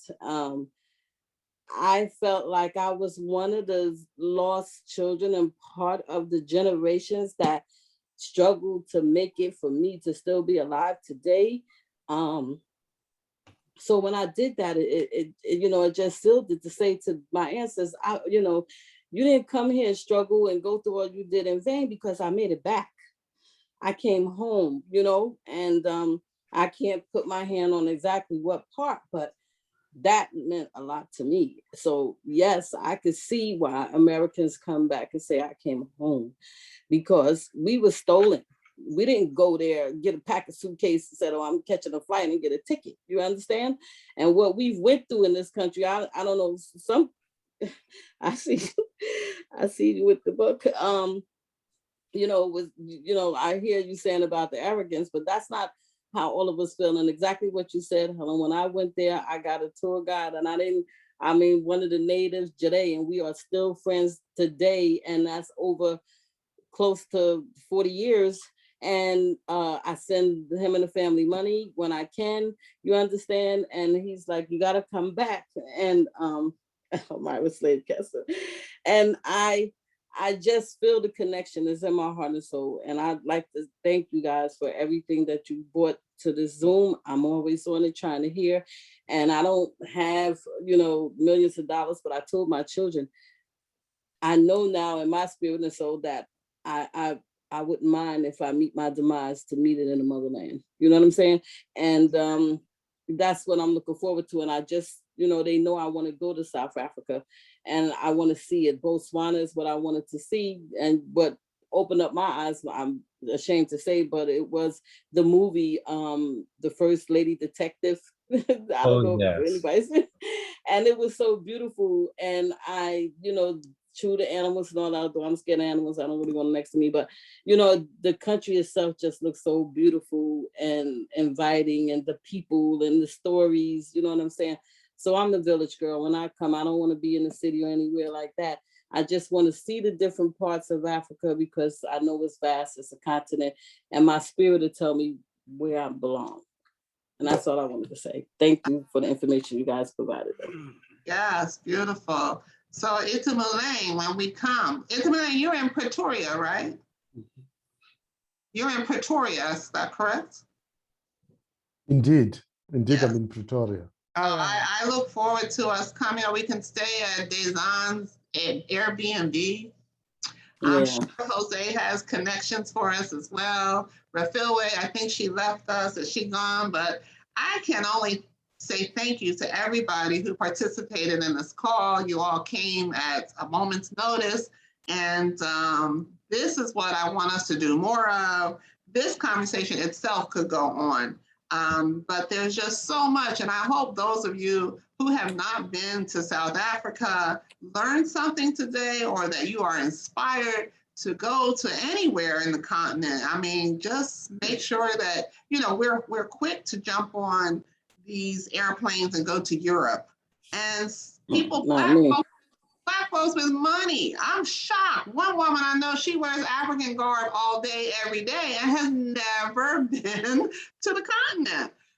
So we just need to remove the stereotypes that, you know, other people have put upon us, and just get out there and see, you know, and each country is different. My last trip was right before COVID. I went to Kenya. And I don't know if anybody's on this call from Kenya, but I felt more African than the Black folks in Kenya. They are so British, and that's a whole nother conversation that we'll have. Have you been there, Dezan? Yep. Did you have? Yep. I only went to Nairobi. I wasn't there. How about you, Jose? Did you have that experience in Kenya? It was like South Africa, because both were colonized by the Brits, so the systems are quite similar. Yeah, I was really surprised at that. So we can do a call on that. And I was calling people out, and I'm like, really? But they're getting into the natural hair and all that. But even the food, I mean, when I'm in Africa, I expect the food to be so spicy that I can't eat it. That food was bland, bland, bland. I'm like, that's funny. Yeah, well, Helen, if I could just add on, I think I would love, you could do a 54-part series on this. Yeah. Because there's a story for every country and every island. And I would be remiss if I'm thinking about something where we need to look at honestly and deeply what was going on the entire continent and among Black people, because there's something about 1994 that is just pivotal in more ways than a lot. And so I'm really honed, especially from, you know, my feminist sexual reproductive health standpoint, very much honed in on Rwanda and where we are from 94 in Rwanda, in South Africa, and where we are in 94 from South Africa, because 94 was also the year that we established the global agreements on sexual and reproductive health. And it was the year that Black women in America coined reproductive justice that is just now reaching the global stage and the continent. I think there's a lot for us to look at, even if we were, you know, maybe that's the book also that I need to look at, is how we follow the story from moments of major change that had impact, not only for the people in a given country, but for the entire continent, for all of our people, and writ large the world. And I'm encouraging us to think about all of the places for whom 94 was a major pivot, especially Rwanda and South Africa and the Black diaspora. Yeah, I just wanted to share as well that I was invited to Morehouse University to guest lecture. And I asked them, what did they want me to speak about? And they said, well, you've been back in the country for a bit. What are your reflections on, you know, what you've, you know, encountered? And so I did a lecture on poverty in America, what America could learn from Africa. And so I talked about, you know, the similarities of what's happening in America and what 3 countries in Africa went through. And as a result, nation building, community building, et cetera, starting to happen while we're still going to the other extreme. And so I read the tea leaves and shared, you know, some similarities that we are headed towards, you know, economic collapse, we're having more division, not just by Republicans and Democrats, but ethnicity and et cetera. And then I talked about, we certainly don't want to have perpetrator and victim like in Rwanda rebuilding a country. And so it was a very powerful lecture, and I certainly would like to share it with more people. Well, we will definitely have you back to do that. Ruthie, real quick, you're calling in from Japan, so I got to give you your props. Yeah, just briefly, when you mentioned Rwanda, actually Japan has a cooperative with Rwanda, and it's coffee.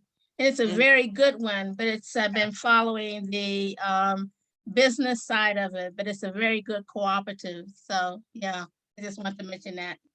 So you two should connect on that. So look, this has been great. I cannot thank you enough. Jose, Dezan, Itu-Mulang. I'm just learning how to say his name properly. Thank you.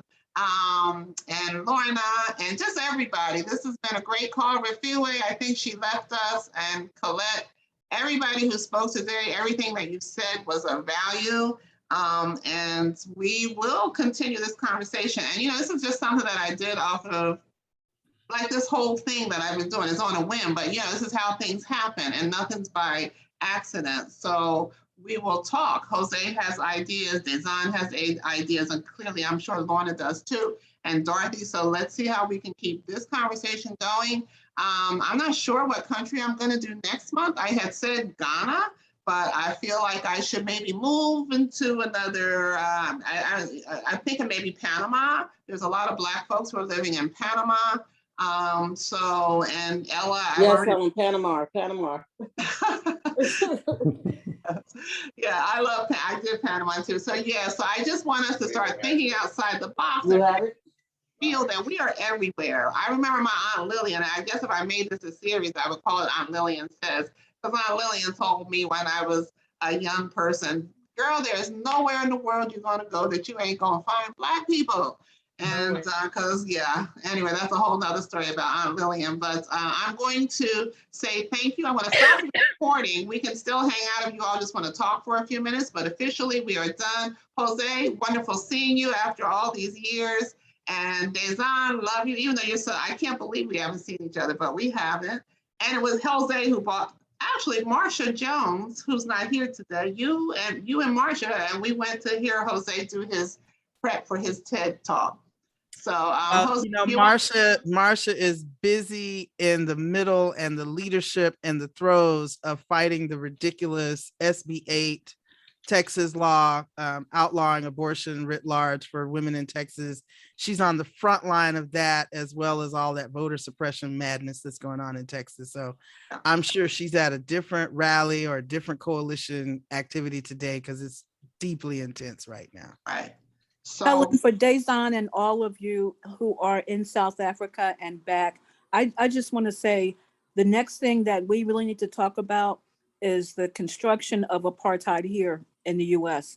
Because it's quickly happening, and we really need to learn the lessons of how to destroy the apartheid system, because it's erecting here. It's being erected here. And that's an important next discussion that I hope we have. Yeah. Because what people don't see is the intentional dismantling of our very fragile democracy. Amen. And that was how you had to destroy apartheid, was build a democracy. And what we have is people destroying the democracy to build apartheid. And I see that I'm remiss in not wishing my girlfriend, Ellen. It is her birthday. Ellen, happy birthday. Yeah. She's in Vietnam. Happy birthday to you.